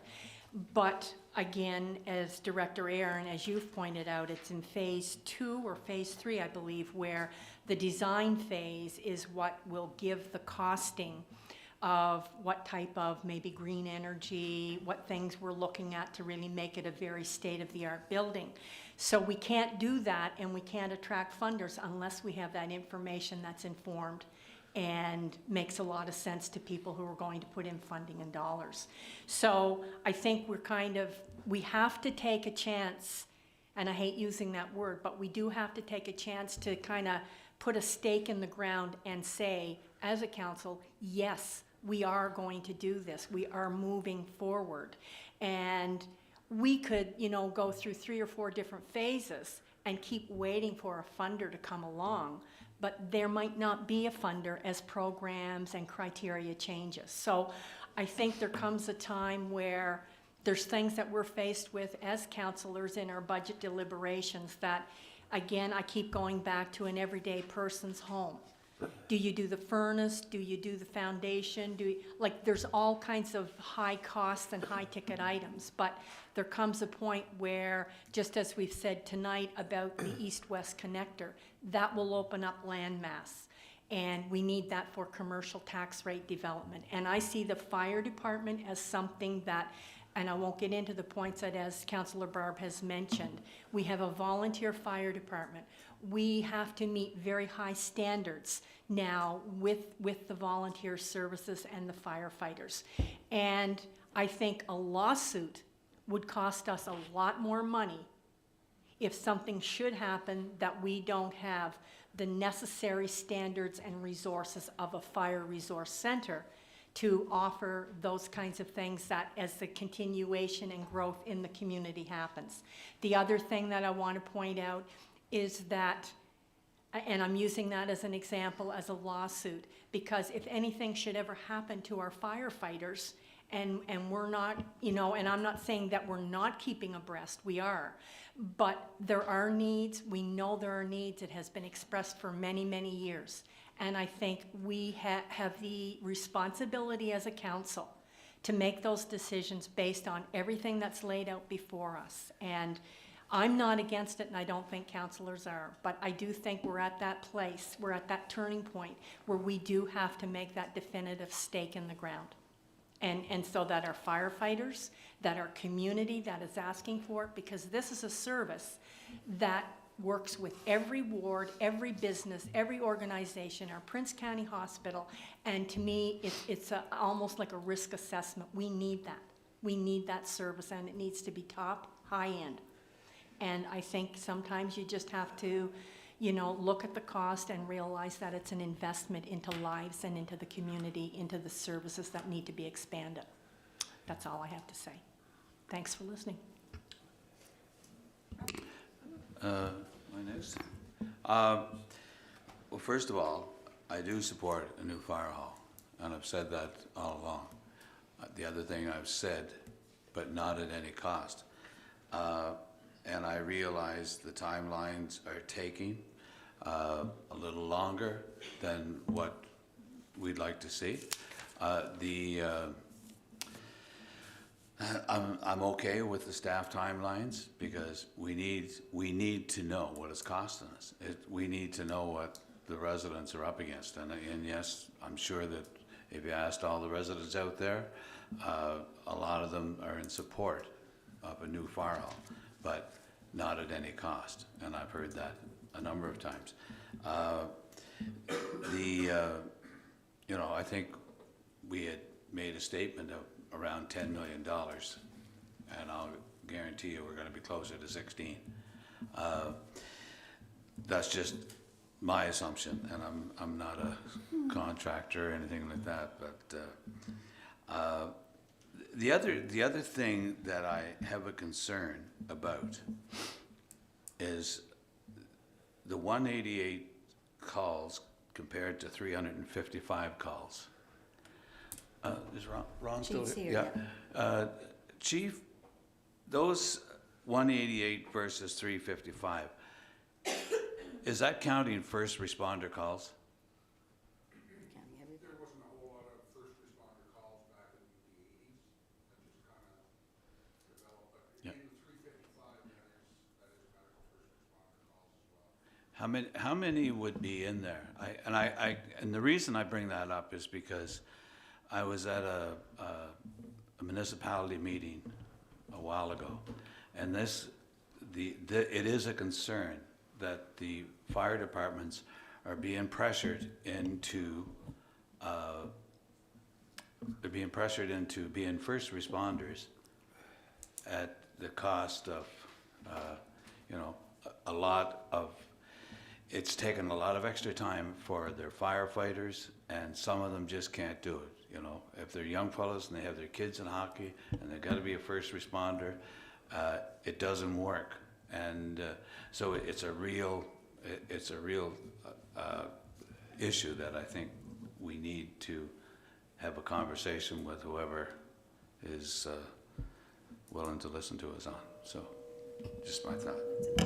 Just to clarify, when you say first responder, you mean like the medical? Medical. Because we're all, I mean, police, we're all first responders, but you're talking about the additional medical calls that, okay. Okay, I just have one more thing that I forgot to mention, but that's important. But Bruce, I was listening to you speak, and at any cost, I guess, what do you mean by any cost? Are you talking monetary, or are you talking injury or death? Like, what do you mean by any cost? I was talking, when I said it, any cost, when I said it at first, not sure, okay, is, when we started talking about this first, the design, it just seemed to grow, and the previous time when we started, we ended up with a Taj Mahal that never went anywhere. Yeah, that was way back. That was way back. Way back. So my comment started a long time ago when we started this again was, yes, but I need to know the cost. So I don't want to say tonight, yes, we're going to go and build. I want to have staff come back to me and say, this is roughly the idea that we have, that it's going to cost us $14 million. So when you say cost, you mean money then? Yes, You don't yeah, mean I'm if someone talking gets hurt, because that could happen in the building that they're in, That or could someone happen, yeah, dies, that could or, happen. so you don't mean that, you mean money. I just want to clarify that, because money's not everything, right? When it comes to the state of that building and Oh, the yeah. dangers that those guys are in over there. Okay, just with the cancerous Yeah. stuff that's I'm- going on, and I just Don't wanted get to me be. wrong, I'm concerned about that. Okay, all But right. I'm talking about the building, I'm not Okay. talking about anything else. Not talking about, okay, because we're talking, because it's not just cost, there's a whole lot of costs, like health-wise and injury-wise, but I did want to let people know that I did speak with Mr. Banks today. I gave him a call, and he is in Florida, and he didn't mind chatting at all. He said that nothing has changed regarding him. He's really excited about going ahead with the building that he's putting forward, the 89 unit, and that the road is still something that he is planning to do. Absolutely nothing has changed on his part, so the deal that he made with us still stands, and he said 100% not to be concerned about that. So anyway, I just thought that was important, because I know that's been on the back of people's minds whether, you know, where that was, but anyway, that's still something that he's certainly excited to work with us on, so, okay? Mayor, just a question on the timelines here. Working back, there's a DCBNA class estimates, correct?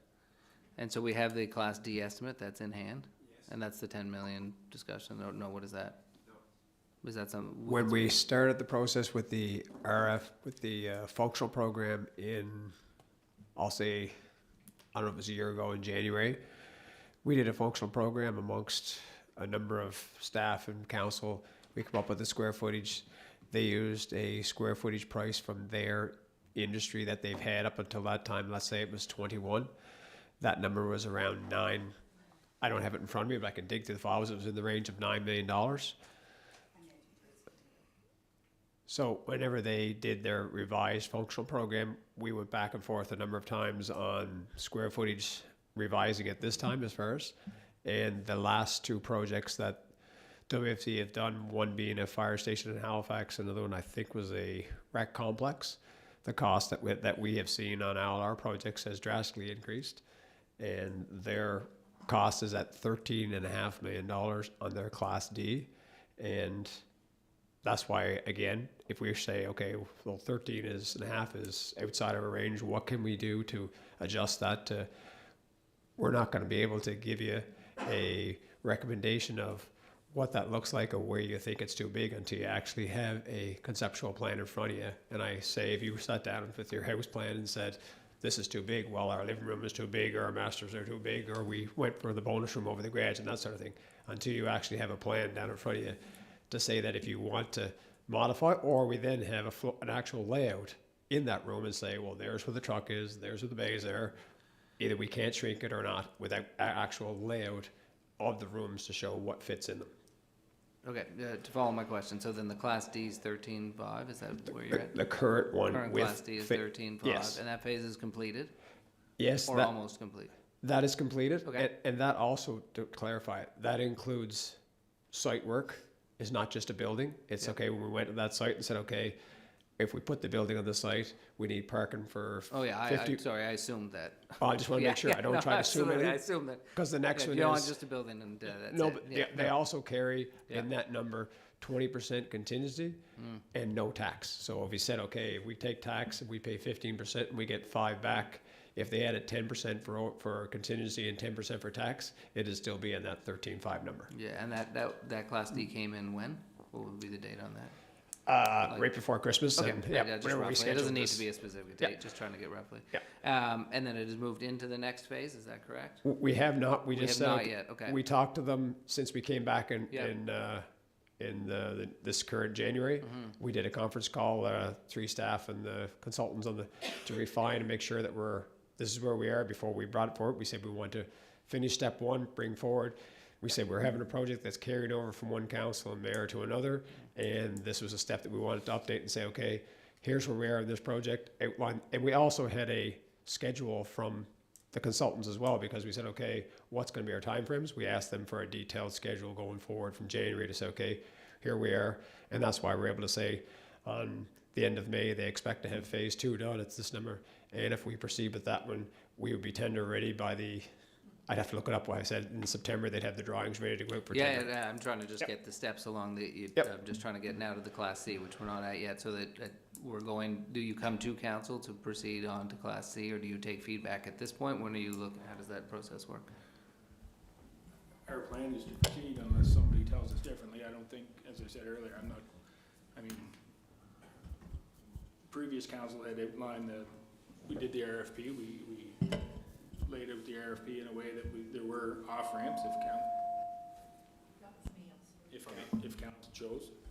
But as we stated earlier, I don't think staff's not at a point where we're able to take a look at it, as we said, with no rough floor plan, and even be able to have any idea what we might have to shrink or consider shrinking if that 13.5 was too large. I'm not saying it is or isn't, but so yeah, staff's recommendation and intention is to proceed to get to the next phase and get the Class C estimate.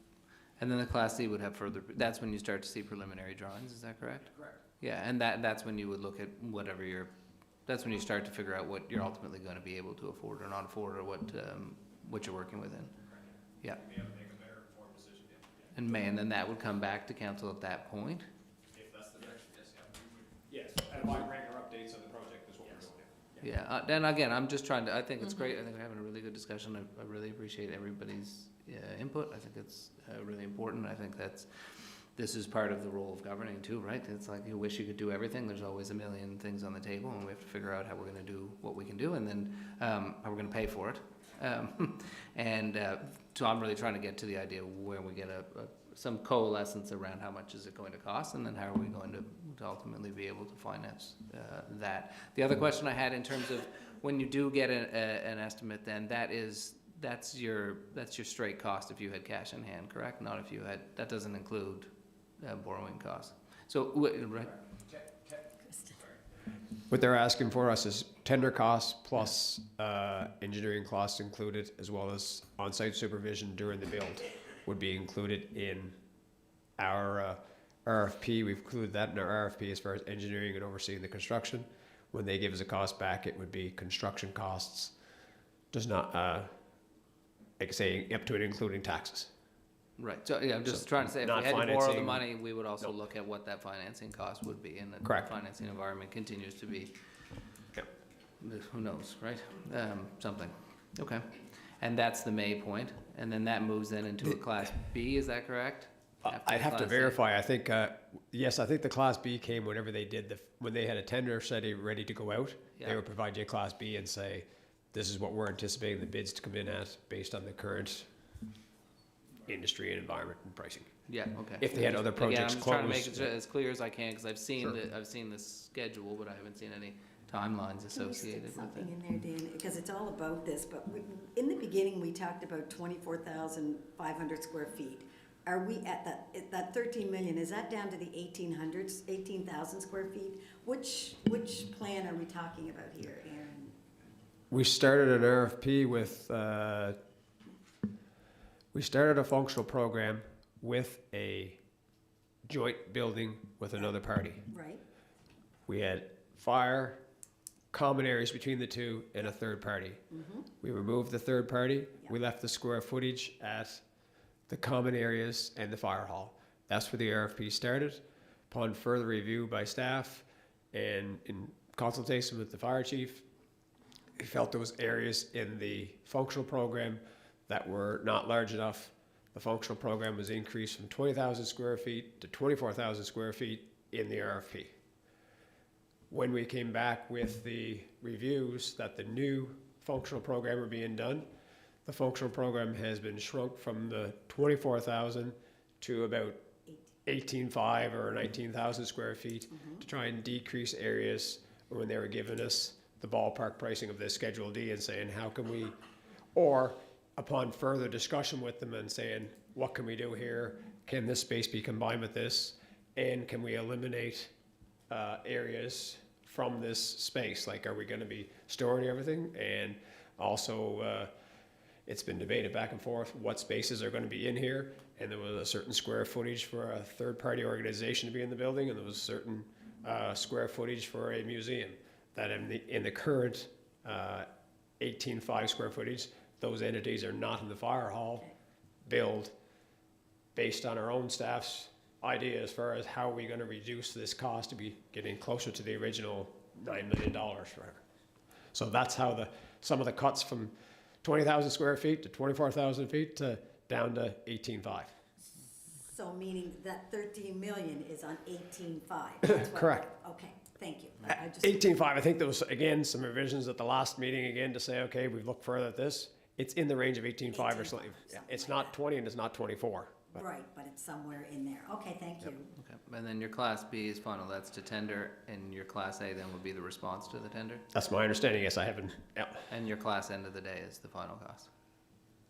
Your class what? End of the day. End of the day. Yeah, your final cost, yeah, okay, okay, interesting, great, that's really helpful from a, like I said, from a timeline perspective. Councilor McColeman, you've got your light on. Okay, I just have one final point. Whenever we were talking about the, the former council and, you know, where things began. I just want to make sure that it's documented in tonight's minutes, because actually there's 3 councils. The first information came through when former Chief Peters was here, and the original design work was done and brought forward by another council of the day. And it was in that time, you know, like I think the council of the day at that time looked at it but thought that it was very high end as far as costing and what, you know, what was being asked for or looked at.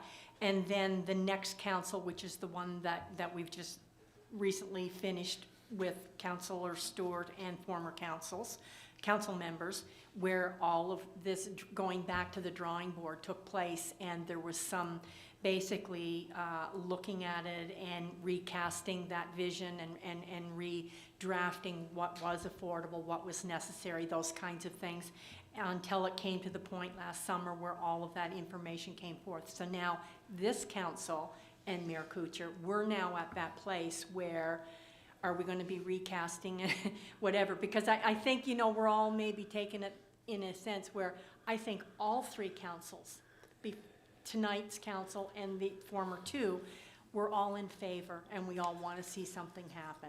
But I just think, you know, everybody's quite passionate on different aspects of it, and I think that just needs to be documented that there were 3 councils and mayors. Yeah, thanks. Sorry for letting me belabor that, but it is important. Thank you, Councillor. I think also it's important to recognize we have Chief Enman here today. We've referenced to Chief, but thank you for coming here this evening, and obviously Councillor Duran, one of our volunteer firefighters. Certainly, I think around this table and chamber, everyone supports the work that the both of you do every day to keep our community safe and sound. And there's another volunteer, is Rick also? Oh, jeez. And no, I was saving that to the end for the Councillor Morrison. I just want to thank Councillor Barb, for being so passionate about it. It's just amazing to listen to her talk. And you know, I spent 40 years there, and most of those things you talked about are bang on. It's and I really enjoyed my time there, but I can tell you there was nothing worse than spending the night in that building on fire duty or storm duty and getting 0 sleep, and then having to come back and work the next day for the city or wherever else you were going to work. It was tough, and it's just not designed for, it's not designed for a lot of things that we need now. So it's, and again, like I say, I think as a new councillor, I'm surely, in the 40 years I spent there, I'd love nothing better to see a new fire hall. But as Councillor McDougall said, I'm a little concerned about cost, and I'd love nothing better to have it like $1/3. It would make it really easy to want it. So anyway, hopefully those things will all work out, and we'll have a new fire hall and everything will be great. But Thanks, Councillor. And again, thanks to all of Council for having this discussion. I'm glad we had it now and got some additional updates and information from staff. I think it's valuable and helpful, and I think we'll move on to the next item. I would just say there is a bit of a theme tonight of I wrote down wait until now items.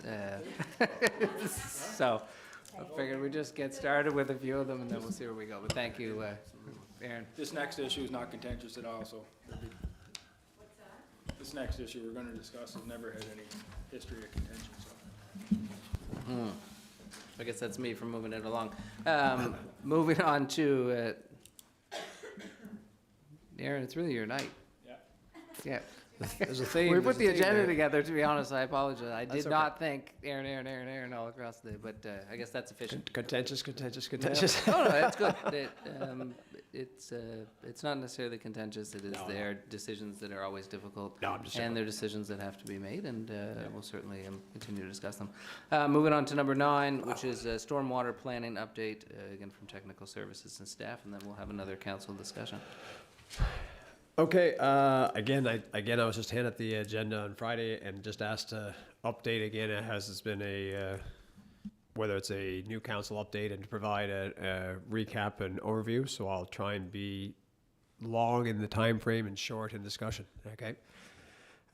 Again, city amalgamated in 95, took over and amalgamated the other areas, unincorporated areas or regions. And again, in those first couple of years, the city, when they had those jurisdictions, they did not have the roads within those jurisdictions and the power to look after and maintain. Those still remained with the province.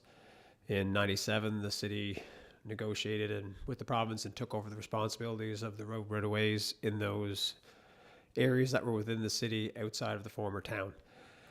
Through that, the city was paid a sum of money to deem to look after what was required. Through that, the city hired myself in 97 to look after those projects that we're going to do, paving, sidewalks, and whatever other capital improvements over the years. So I started in 97 when we took over the roads. And probably sometime in 98, we started getting some inquiries from people in the outlying areas about their ditches. And namely, I recall down in Heron, I think it's Heron perhaps, was one of the first ones that they were inquiring about and how to do it. We didn't have a policy in place or a program. Didn't have a cost or an estimate. And at that time, those landowners or citizens were willing to pay a portion to go towards the cost. Staff were directed to come up with a policy and a new program. A policy came about, and originally it was bantered back and forth or debated the percentage of contribution from the individual landowner based on a frontage. There was criteria there that rated them based on the amount of who would get done first. You know, it was a new program. The ditches were rated based on the depth of ditch that existed, the amount of storm water that would be potentially flowing in that from a rain event, as well as the percentage of people that wanted it. They all had to sign a petition because they were agreeing to pay in first upwards to 20%, and it was reduced to 10%. And then subsequently, that's how the program went on at a 10% rate for probably, I'm guessing, 8 to 10 years. Petition, people were on the list, they were rated, job was done, landowners were billed 10% of the frontage of the actual cost. Then after 8 years, the program was revised and the landowner contribution was removed and the program was revised, and the people that had paid over those 8 years were refunded their money. And then we went about the program, continued, the costs kept escalating, and we were trying to find ways to reduce the cost and still maintain the program, because it was started out at $800 and $1,200 a meter and probably now at $2,000 per meter.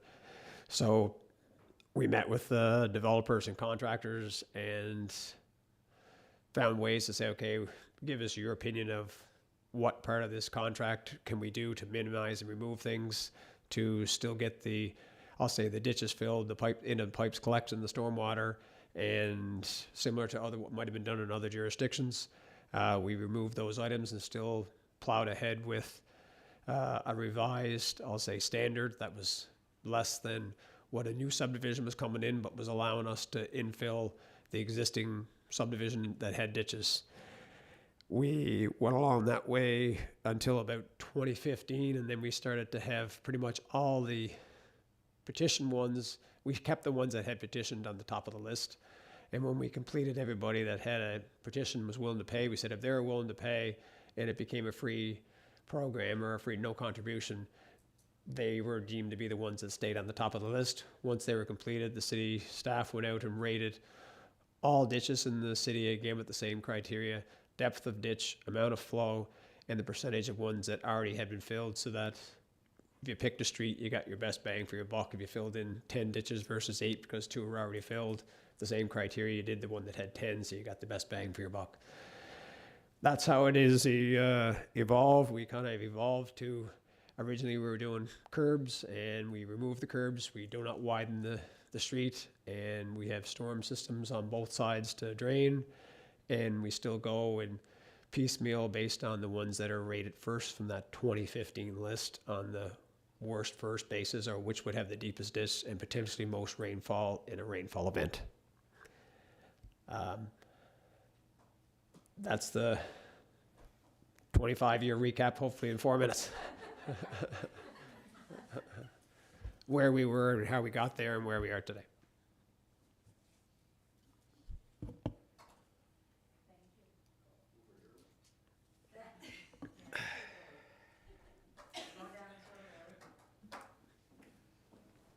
I'll just start then, unless there's any questions from the rest of council. I asked to put this on the agenda because this is something that I would call an evergreen issue. An evergreen is something that keeps coming back over and over again. And it does relate to an initial commitment, as far as I understand, although handshake commitments perhaps are way things were done 25 years ago, but that's not obviously how we do things today. And it would be my hope that this council, and I'd certainly encourage this council to try and come up with a path forward that gets us to a place where we identify, answer some of the big questions, which was who are these original promises made to, and how are we prepared or not prepared to keep those promises made from the past, and get us into a place where certainly from my perspective and when I'm out speaking to residents, which I did extensively this past year, there certainly are residents who feel as though this was something that was committed to them as part of the amalgamation process, and they're still waiting on it. There are other residents who have turned over a house 3 times and, to be honest, could care less. So what I'm hoping we can do is have a discussion here initially, and then perhaps come forward with some sort of process or path so that we don't need to burden the next 25 years of councils to continue to have this discussion, because I think the reality is based on how many dishes do we get done a year and how many years are there left, right? So I'm going to open it back up now if anyone wants to say anything. If not, I guess we'll just have a discussion at budget, but I was hoping people would have something to say.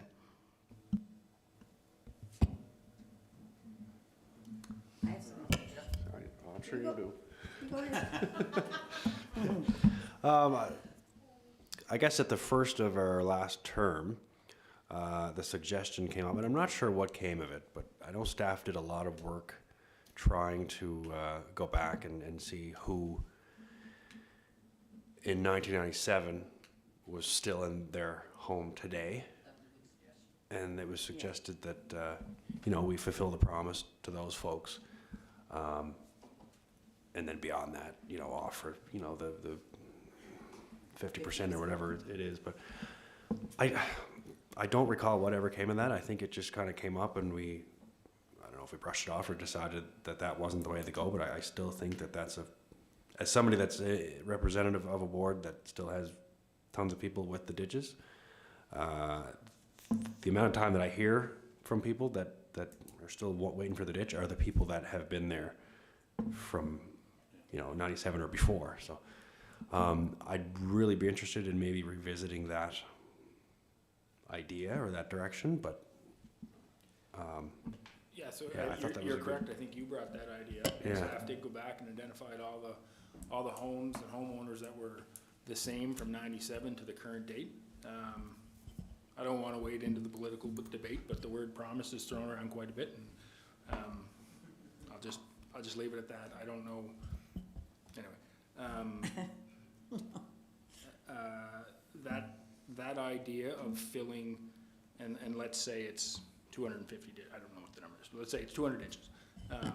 Of that came back to council, and council looked at that and debated it, and I'm not sure if you had proposed at the time a cost share on that or not, but one of the outcomes of that was that it was going to be a patchwork of, well, Aaron and I are neighbors. Aaron's been there since 97. All of a sudden the city comes in and fills his ditch, and I've been here some other time and we're not filling mine, right? So there is some question on that idea of tax fairness and service delivery, right? You have 2 residents, but anyway,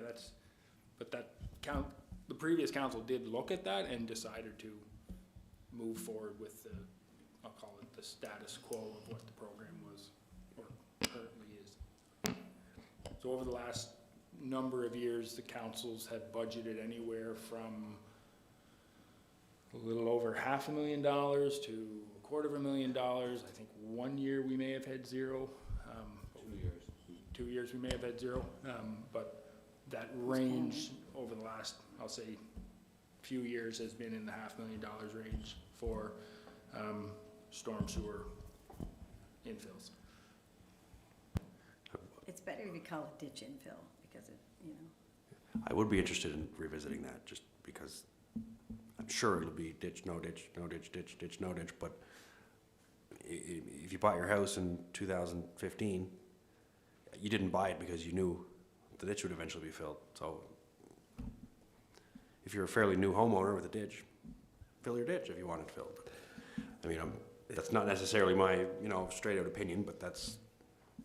I think I left one thing out of the summary. There's probably more, but one was, it was the one-ofs that when we had, let's say, a petition and we had everybody that didn't want it and one person still wanted it, they would never get it. If most of your neighbors didn't want it, but yet you still wanted it, the city considered, what are we going to do in those instances? They started another program where we would pay 50% if you were just going to do your own individual one by yourself, not in the entire street. It wasn't put in with the same as ours. It would have been just an extension of our existing driveway culvert. The city maxed it out at a maximum of a city contribution of 50% up to a maximum of $2,500. And a number of people, I don't know, less than I can count both hands, every year have done that. Maybe 5 to 10 have taken the city up on that to do the one-ofs, to do, oh, look, I can't wait for everybody else, but it means a lot to me and I want it done. I'll pay the $2,500. They've done it. You know, not to the same standard that's being done. The culvert elevations in their infill matches their culvert or under their driveway. That's one thing I forgot to add for the one-offs. But Aaron, to the same standard that we discussed on the last go around when we looked at identifying the properties that have been there since '97. Do you remember how many properties We didn't do it? were still there? We had a big list, but maybe we didn't. Oh, I thought you meant, did we do that? Yeah, it was out of people that are still in their original homes from '97. It was a considerably lower number than what's on the infill list. Yeah, I don't want to get held to any numbers, but it was at a 10%. I mean, the costing was, 10% to finish it versus the cost of infilling all the remaining open ditches in Somerset. I think, can I speak? Are you done? Yeah. I think one of the things, Mayor Kuchar, that you said was how many years are left to do it. And I think one of the conversations we had in with the last council is that it'll never be finished. It's just going to go on and on and on and on. There's really no end to it. Another thing is that it's something that staff has never approved or wanted us to spend our money on. But it's always something we go against staff on. And it's interesting if staff suggests something and we're like, oh, well, staff suggests that, we better go along with that. But then when it's ditch and fill, we go against what staff are recommending. And I have no problem with ditch and fill, and I've often said this, as long as it's not for cosmetic reasons, because the studies say that environmentally it just doesn't work, right? But we go ahead anyway and we fill these ditches, and when they're for cosmetic, I do have a problem with that. Because we have spent close to 25 million, it's got to be over 25 million by now, in the last 25 years. We could have done a lot of things in our city with $25 million. That's a lot of money, So again, if it's something that would be needed, then I'm 100% for it. But when it's just cosmetic, I really struggle with that. And I do like the idea if people did own their homes back in the day when that handshake took place, because apparently it was a handshake, and we do some type of study on that, and if there's 10% left, then let's look at those people. But if I bought a house 2 years ago and there was a ditch there, well, chances are I bought a house with a ditch, and that's it. I'm going to have to cut the grass. So, I guess that's really how I feel about it, and it's no surprise to anybody in this room how I feel about it, because I just feel like that money could have went to some really serious places in Summerside when we talk about our downtown core, when we talk about all kinds of things that our residents in Summerside need and would benefit from. And we're spending almost, $18,000 on a ditch, per ditch. It's pretty sad for me. Anyway, I think we could be spending our money a little wiser. That's my opinion. Just on the point of the whole staff thing, that staff have recommended against stop signs too, and we've gone ahead with it. Not to pick on stop signs, and that's safety, and there's a whole different things, but I just mean there's other things that staff have recommended against that we've done Speed anyway. bumps. Speed bumps, stop signs, it's all because the residents ask for it, so. I agree. Yeah.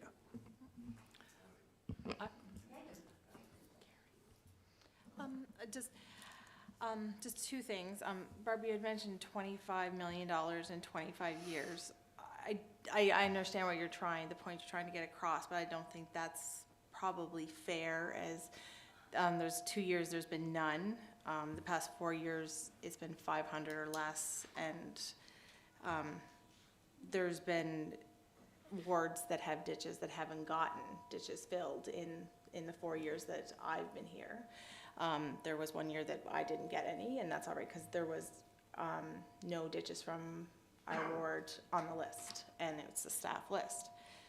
So I think that 25 million is just maybe a little high. And I'm just wondering, Aaron, is there, if there's another way, Aaron? Like, I know we do it to a certain level now, but I'm just wondering, is there any like ways out there now that have progressed that we could do something different that isn't costing as much? Like, I know that. Like I say, we're open to, some of the challenges you have is some of the subdivisions that went in prior, the land around those houses is lower than the street. So we have to get their drainage from their yards out into our street. So we can't just fill the ditch and then trap the water onto, so we've evolved we were trying to fill those ones and bring it over the top onto curbs, so we would only have a storm system on one side. Now we got rid of the curbs, we ended up having to put systems on both sides of the road. We've decreased, we were open to, we sat with the contractor and said, okay, what can we eliminate? What's cost effective? What do you think, in their opinions? And we're open to removing some of those items, which we have. And even the challenge we have with some of the ones that will eliminate some issues if we just fill in the ditches based on the culverts, but we can get staff in to say, well, a lot of the ditches that are remaining, we started with the deeper ones. They're shallow, they still have a ditch, but they're shallow, which means their driveway culvert is shallow, it's susceptible to frost and heave. So then they're calling in saying, my culvert's even. It's like, well, your culvert's even because your ditch is so shallow because there's not enough frost cover to stop it from heaving.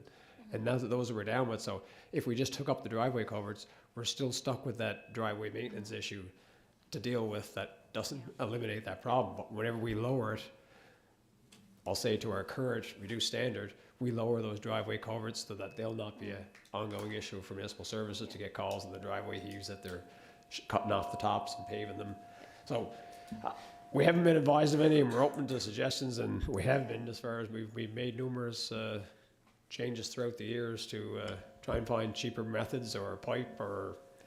Well, and that's just it. And like, as a city, we're very, not risk-taking isn't the word, but, we're willing to try new things as a city to see, what works and what can make things better. And it might be something that's new and inventive. And so that's what I was just getting at, if there's anything else. And I completely understand what you're saying.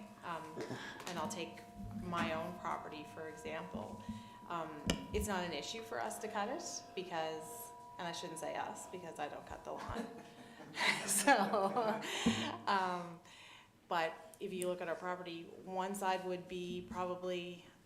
my laneway would be a priority, one wouldn't, because it's just the way it slopes down. So I understand there's all that taken into consideration. And by the time it gets to your driveway, there's a ditch because they need to get the water into the culvert. Yeah. By the time it gets 2 neighbors down, it's deep and their lot is really low, and we can't get the water from running towards their house because their property's so low compared to the street. So. Yeah, exactly. Yeah, eliminate the ditches. Yeah. One thing just to remember on the demand side of, I think that might. the demand, I do, but I don't want, I'll just put it in order. I was just gonna say, the demand changes based on the cost sharing arrangement, right? Like, when we had a cost sharing program, we basically fulfilled the demand on that cost sharing program. When the cost sharing went to zero, obviously the demand increased again. So one option for council to consider is is a new cost-sharing program, and potentially, we currently have a 50-50 cost share on any ditch. You know, something council may want to consider is if you move to a standard of you may want to consider a different cost sharing for property owners that have been there since 1997.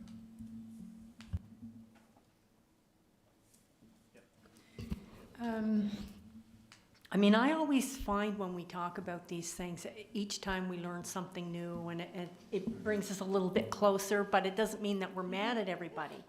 But I think for me, and being a senior in the room, the filtration and the environmental concerns, I think that are out there with many people.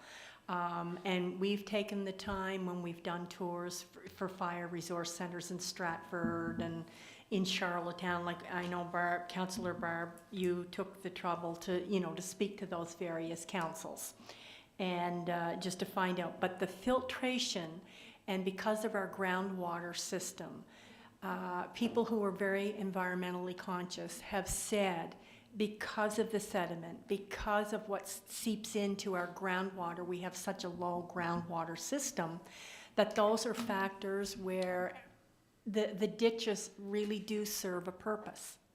And I'm not against ditch infilling if there is a need and there is safety concerns. But again, I think, we don't want to be cutting off our nose to spite our face. If they really serve a purpose, that's something that we really need to be aware of.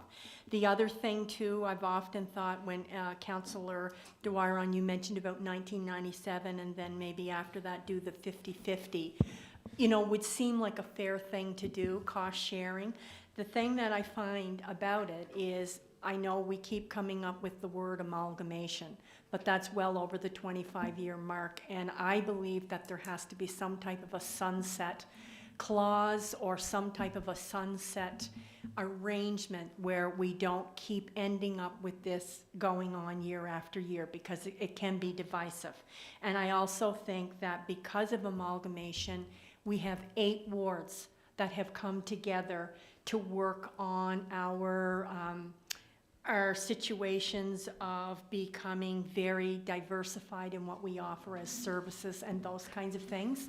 And so we need to remember that we are all under that one umbrella because of amalgamation. And I find sometimes what happens, you get at least 3 wards in the Old Town section really feeling like, well, we need sidewalks, we need many different things as badly as possibly people want ditches. So we've got to find a way that it is going to be win-win for all of the wards, and it's fair for everybody. Just my thoughts.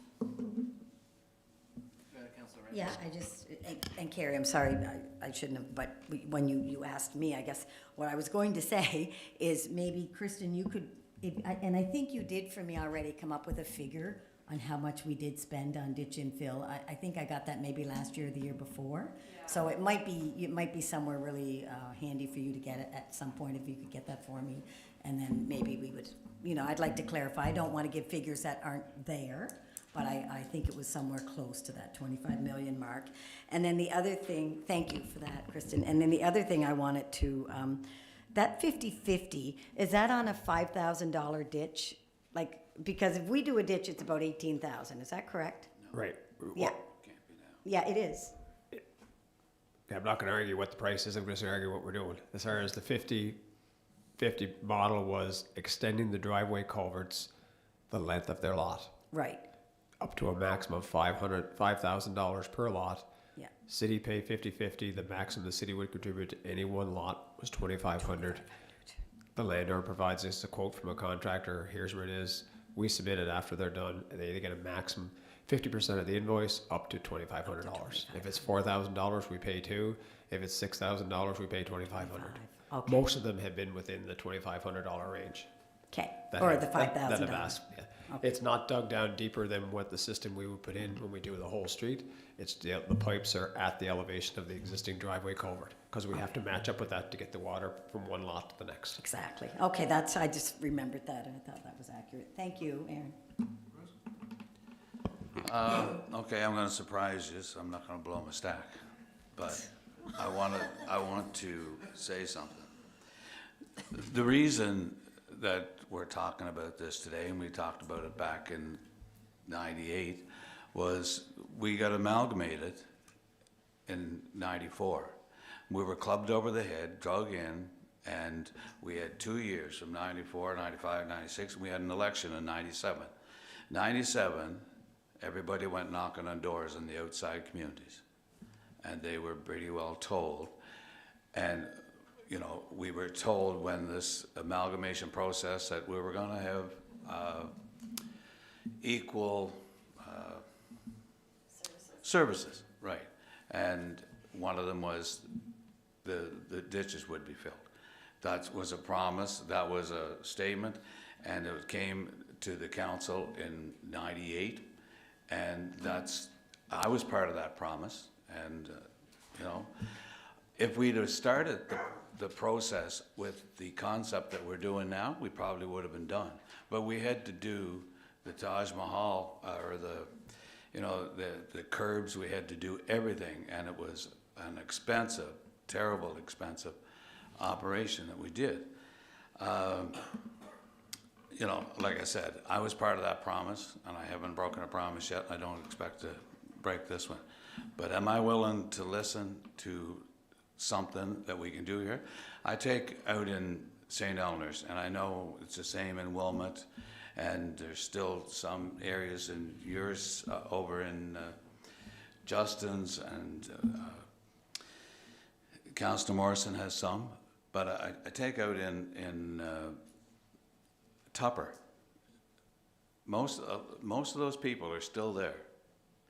And you know what? When I went knocking on their doors, not all of them said anything about the ditch, because they know that we made a promise to them that they were going to be filled, and they know that they're on the list. They've asked for the list a few years ago. I've given them the list. So why would they ask me again when I knocked on the door? They know that the list is there. But if staff can come up, or if council can come up with some kind of a compromise to satisfy, but these older ones, like there's Lockwood Drive has been there for years. The Tupper and Eleanor Drive and those areas, that there was a promise made to them, and you know, I think in some way we have to fulfill that promise. You know, the big winner through the amalgamation process was the old town of Summerside. Their rate went from $2.03 previous to the amalgamation process down to $1.72 for a number of years. Now it's $1.74. So they were big winners, you know, and the outlying communities went from $1.45 up to $1.74. So, you know, I'm not saying anything more here than you haven't heard before, but I can tell you, I expect the same amount of money to be put in the budget this year as we did last year, and if we can take this year to talk to the people and come up with some kind of a process, and if they're happy, but I can tell you right now, just tell people that you're not doing the ditch, and that's when you're going to hear from them. So that's where I am on it. So thank you. Well, yeah, so I was, Bruce sort of answered one of my questions, because I was trying to figure out the '97, where the promise came in, and amalgamation was in '95, so I was trying to figure out where the 2 years went and how the promise got made. And I don't know if there's, what I've always heard was that it had to do with somebody who came and got their ditch filled, and after that fact, then everybody else wondered why their ditch wasn't being filled. So I don't know if it was so much a promise with amalgamation as a promise with one or two individuals that grew into a massive issue we're now dealing with in our city that costs a lot of money, which is unfortunate, because it is an argument time and time again.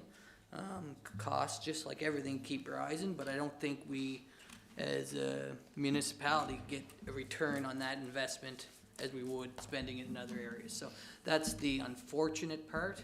I do think there is better areas within our city, in all wards, including the city's wards that have ditches, that I would imagine your constituents, the majority that would have families and kids and so on, that would rather have beautiful parks, splash pads, sidewalks, active transportation, transit to get to other city parts. I don't know, the list goes on and on and on, and I can't imagine them to say, geez, I didn't get my ditch filled, but now my kid can go down to the park and play in a nice, safe park. I just can't imagine that argument, but I'm not, it's one of those things, I'm not against ditches, but I think that's sort of a thing that you say just because you know some people really like ditches and you don't want to get a call from them, but I just think it's probably money that could be spent a lot better than we're currently spending it at the current cost of filling a ditch. So I think it's way beyond time. I had way too many arguments the last 4 years with the former mayor over it, and it got tiring at times. So I really want us to take a look at it. As much as I like Justin getting credit for my ideas, but I think I brought forward this 97 idea, but anyway, that's all right. Go back to the minutes and see.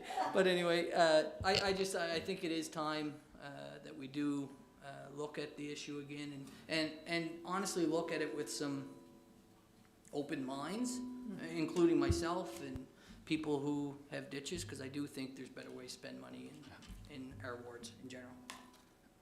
I just wanted to point one thing out, and I had intended to say it earlier, but every year that we put money in the budget for ditch infill or storm management, whatever you want to call it, we've ended up with a surplus. We've always had a surplus. I don't think there's, and you know, the outlying communities have always supported every project that we've done here in the city of Summerside. And, you know, whether the beautiful waterfront we got, the wellness center, we've always supported that stuff. And there's, every year we put money in the budget for ditch infill, we've always ended up with a surplus. And those 2 years that we didn't put money, we still ended up with a surplus, and some good surpluses. And so that's it. I just wanted to quickly ask, and it's more like for Kristen when she's doing the numbers. So if the city is doing a sidewalk project and they have to fill the ditch to do the sidewalk, is that considered ditch infill, or is it all in the sidewalk project? Depends on which one costs more, which component costs more, because it's done as one project. So, which I understand what you're saying, but is it really fair that it's tagged on as a ditch infill expense if your main objective was to put in a sidewalk? It should be the cost of the objective. I don't know. I'm just thinking, yes, it would get very high if we're putting in sidewalks or widening roads and putting in curbs and so on, and if we're doing that and filling ditches in the meantime, our ditch infill over the years has probably looked quite high, but it could be on a road where there's no houses, right? It could be not benefiting anybody other than we were putting in the sidewalk. So that's why I'm to be curious to see if the objective was the cost, or if the ditch was the cost, like you said. Then I don't think that's fair. I think there's only a couple of those scenarios, and one being Glendrove. Okay. So I think for the most part it was ditch infilling. Right. Okay. Yeah, I just thought it's just different projects we do, but it'd be interesting to see if it was a component. One example I would give is in your subdivision, I forget the name of the street, so when you pull off the highway, is it Matheson? When you pull off the highway? When that was infilled, at the same time we were expanding a sidewalk to get to the park that's in that subdivision. When it was being done at the same time, we got a price from the contractor. We were putting in a concrete curb and gutter at that time. Instead of putting in that concrete curb and gutter, we put in a combined sidewalk. It's going to cost us $10 or $15 a meter more.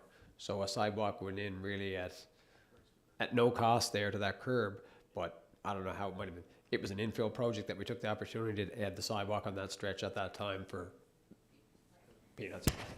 And that's exactly what I was going to say, how many ditches were filled and then the sidewalk was put in, you know, that sort of the opposite of what your question was, Carrie. Yeah.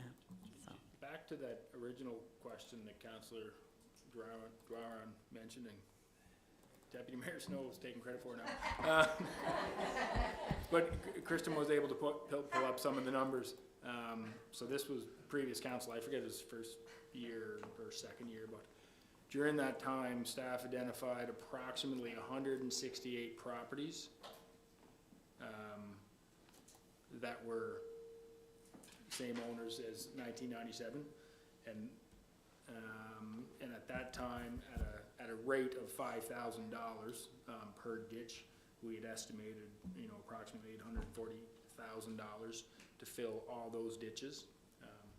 So again, staff can revisit, and we will bring back different options for you to consider during budget deliberations. There are, I think, Aaron's gone through. We've in terms of how we fill ditches, we've got it back to bare bones. I'm not sure there's much room left to do it cheaper, but there are certainly other options on what ditches we do and potentially what the cost sharing is, and that may change the demand question as well. For what it's worth, at the risk of having that patchwork of ditches, should we do the 97 and prior idea, whoever had the idea, it doesn't matter. And as somebody that is in a ward with many ditches, I would support that, just for what it's worth. I just have a question for Aaron. I think it's for Aaron. So they don't necessarily do curbs anymore with to save money, I assume, or to cut costs. When you're putting in culvert, are they always concrete? We don't, if it's on a storm project, we don't specify concrete, we just specify the size, and the contractor's left to find concrete. Once you get over a certain size of plastic, the price of plastic gets more expensive than concrete. We leave it to them to say, here's a concrete that meets our spec, here's a plastic that meets our spec, here's the size we want, you get the best price you can and install it. So we just say, we just need a size this big to handle the flow. Whatever best price you can find on the market for either type that meets our spec, we'll let you put it in. So concrete's not necessary, or plastic's not necessarily cheaper then? And they also consider the plastic, one guy can grab it and move it versus having to get it back on how fast they can install it. So they're looking at price to buy it and price to install it. And so it's totally I worked on a open. project probably 40 years ago, filling in stuff, and actually I think it was on city-owned land. And it was all plastic, I believe about 18-inch, and I can't remember the lengths, like 12, 16, 20 feet, they were long. Yeah. But two guys could put it in the ditch, you Correct. didn't need the loader for that, and Correct. you could do, and slide them together with the, Yeah. Bar on, grease on, and it Whereas just one seemed to piece work. is going with a sling and trying to get so- only 4-foot It pieces. seemed to be a there's- lot quicker, Yeah. and I was thinking a lot cheaper. But We maybe leave it's- that totally up to how fast they think their crew can install and which price they can get. Yeah. And basically it's the price of PVC, and once you get over a certain size, there's that much going into the poly that they're saying the concrete's cheaper and they have to weigh it. Yep. So we leave that wide open to say, there's 2 approved products or more, you pick whatever best you can lay fastest and meet our standard. Okay, because I often see concrete and not plastic, and I'm always under the impression that they weren't allowed to use plastic. So there is a brand of plastic that will not allow. You know, there has to be the regular, there's a couple of types of brands that we're saying that it has to be able to test for us. Yeah, it has to and- meet Right. specifications or whatever. Right. Okay, thanks. And the concrete curbs were removed as a cost-saving measure to reduce, as I mentioned, we were at $800, $900, and then $1,200 initially, and now we're at $2,000 or $2,200 per meter of road. You know, so that to decrease those, and the curbs were going in at $85 per side, so we're at $160 and that was curbs. So okay, can we get rid of that and remove the asphalt width? But you know.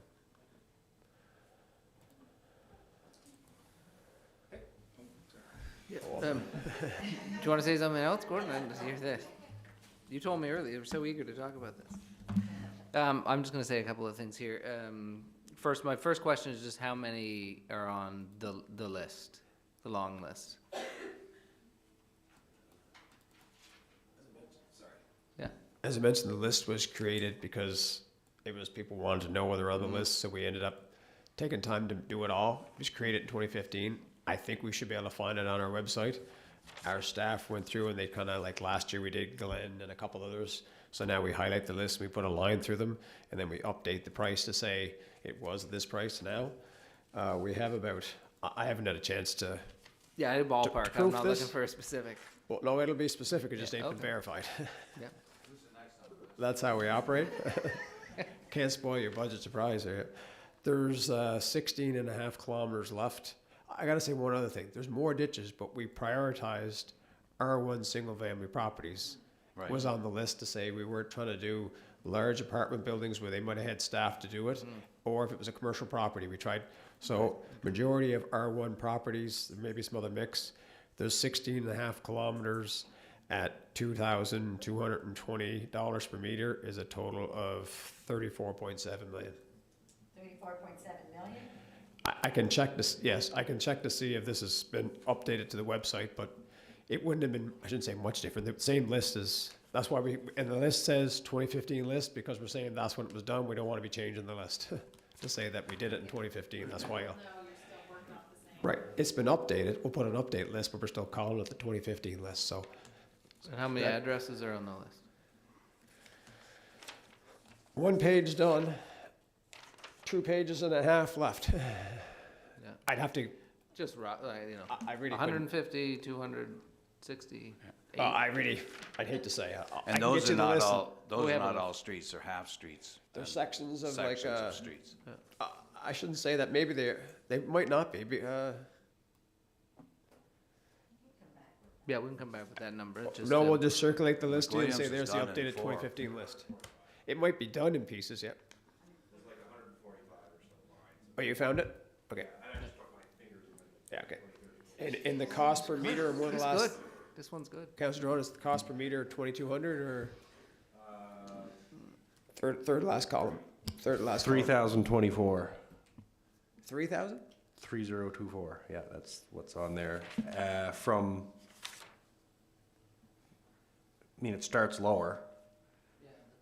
So 1,400, 750, 1820, like it varies. Okay, I'll circulate it, make sure that it's. This is the updated. one on the website. Wherever the list is, I'll make sure, I know they just sent it to me and said, okay, we've updated the stroked off Glen Drive from last year and. Yeah, this is piece right of- up to date, stroked out, 2022 to be completed. It starts with Bay Avenue and, yeah, it's on the website. I just got it on the website, so I'm not. Yeah, exactly, so this might not be a current one, there's 2 Yeah, more. but lines that are not struck out yet, there's approximately 140 to 150 Yeah, individual sections. They're not streets. There could be one street from the corner to civic number 52 or whatever. It's just- So they're separated by a variety of sections, Yeah. not by individual residents. Right, yeah. So And there's a running total as you go on the very last column, at the very, very end. I mean, this is from the first property to the end, 39.8 million. yeah, and it's been updated now to 34, so. Yeah. So I think if you just look at the 16 and a half kilometers, you get a better idea. Yeah. probably on your average lot size, yeah. But if you go to the website, anybody listening or watching, or anybody here, you just, in the search bar, ditch infill, and it comes right up, and there's a spreadsheet there. Mind you, maybe it is last year's, but Yeah. it's more up to date than if you would have searched for it last year, because that was still 2015's, I think, but it's interesting to see, and it's within a year accurate, so. Sure. I just have a couple points I'm gonna make, and then we'll try and move on, if that's all right. First, one of in the election campaign, one of the toughest questions I got at the door was in St. Eleanor's, and I knocked on the door, and the resident said, "This is totally a loaded question. Do you consider us," referencing her and her husband, "as in part of St. Eleanor's or Summerside?" So that conversation is still very much real in parts of our community. I said Summerside, and said that was the right answer. I thought, that's good. Yeah, maybe. So again, as I think to Bruce's point as well, this is still a conversation that's been happening for so long, and it's become such an evergreen that it is out there, and there still is a real expectation of people thinking about that, as well as there still is a conversation about the city as a whole, and I guess it obviously takes time for a community to fully amalgamate, and that often takes a lot longer than a provincial government backing them together. The second is, absolutely on the discussion about how our streets are designed. I really hope that as we engage the discussions in our official plan, we look at street design as a whole. A lot of the areas where there are ditches, there are no sidewalks. There is no active transportation lanes or networks. We have an aging community that needs to get out and be active and be able to move in and about its neighborhoods, whether you're in Ward 3 or Ward 8, it doesn't really matter. We need people out and meeting each other and getting out and getting physical exercise and moving themselves around the community in different ways. When we design streets without sidewalks or without ways for people to do that in a safe manner, we end up in situations that are certainly dangerous. And a lot of the areas where there are ditches, there is an absence of sidewalks. The other piece too, just to note, I don't know if this is built in the list, but there certainly are areas in the city where ditches are in perhaps my opinion, a real safety issue, where there is road, ditch on both sides, and again, no sidewalk or no other way for people to move. I think of Greenwood Drive north of Pope. You've got a lot of children, you've got a lot of seniors. You have nowhere to go, right? You are at the road, and if you are walking on the road and you need to move off of the road because there's a vehicle coming, you're in a ditch, which is a real safety concern for a lot of people. And I think that's just something to flag potentially as we go through and figure this out. Where are there potential areas where we're looking at a safety issue as opposed to a long-term promise or a cosmetic discussion? The other, I'm really encouraged by the discussion about exploring the original homeowners, whether we do some sort of opt-in and contribution for potentially people who weren't the original homeowners, and then setting some sort of end date to this. I think to Bruce's point, I think this is probably a conversation that's going to happen post-budget. I don't think we will come up with a real good plan to put this in place in a couple of weeks, and I think that would be unfair to burden staff. Staff is busy and focused on a whole bunch of other really important things. And I'm not going to prejudge any decisions this council makes, but it sounds like this council is open to discussing what that looks like on a go-forward basis. And that no matter unless it's do nothing forever and ever again, there's going to be some cost associated with it. So it sounds like there is a space where perhaps come budget time you'll talk about what kind of number to put in there, but I think it is really important potentially to tag what I'd sort of consider like a rider to coming up with a long-term viable plan for this. My initial thoughts are, and I'll sort of take this away, would be I had no anticipation or plan to do this in the past, but I think maybe it could be valuable, would be to strike a small ad hoc committee of councillors. I'll think about who the best people may be to be on that, to get together, to work with staff, to create a plan, to then consult with all of the councillors and get feedback, and then to come back and present it as a group. And I'm hoping we could potentially do that in the coming months as a group. So sort of chew on that and think about it. And again, thanks everybody for having, I thought was a good discussion. I thought all the discussions are good that we've had here tonight. They're all tough and challenging. They all have elements of dollars. They all have elements of things that need to be done. And this again is previous councils have obviously had to make the same tough decisions and establish what their priorities are. And we certainly will get to that as well. But I just want to thank all of you for your constructive and I thought well thought discussion tonight, as well as your ability to listen and to reason and think of others' perspectives. So I think it's great. So we will come back to that, and as I said, I will chew on the idea of that's sort of something that is within my purview, being able to establish committees, and maybe I will establish an ad hoc committee, and Barb and Bruce probably won't be on it. We'll certainly have a vote on whatever that comes through, but, so what we'll do now is we'll move into the in-camera section of our meeting, and in order to move a meeting into in-camera, two things happen. One, we'll obviously ask any members of the public to leave these in-camera meetings. Again, if we're speaking to the public here, are often dealing with matters that are financial or land-based, or would, if we were otherwise talking about information, would put an individual or commercial party at an advantage or a disadvantage to know that. So again, that's why we do these meetings. One of the things that we will do differently here is, as you can see on the agenda, we will now start identifying the topics of our discussions on in-camera meetings. We will reference the relevant provisions of the Municipal Government Act, but we'll put a note on what we're talking about, and hopefully that, you all right?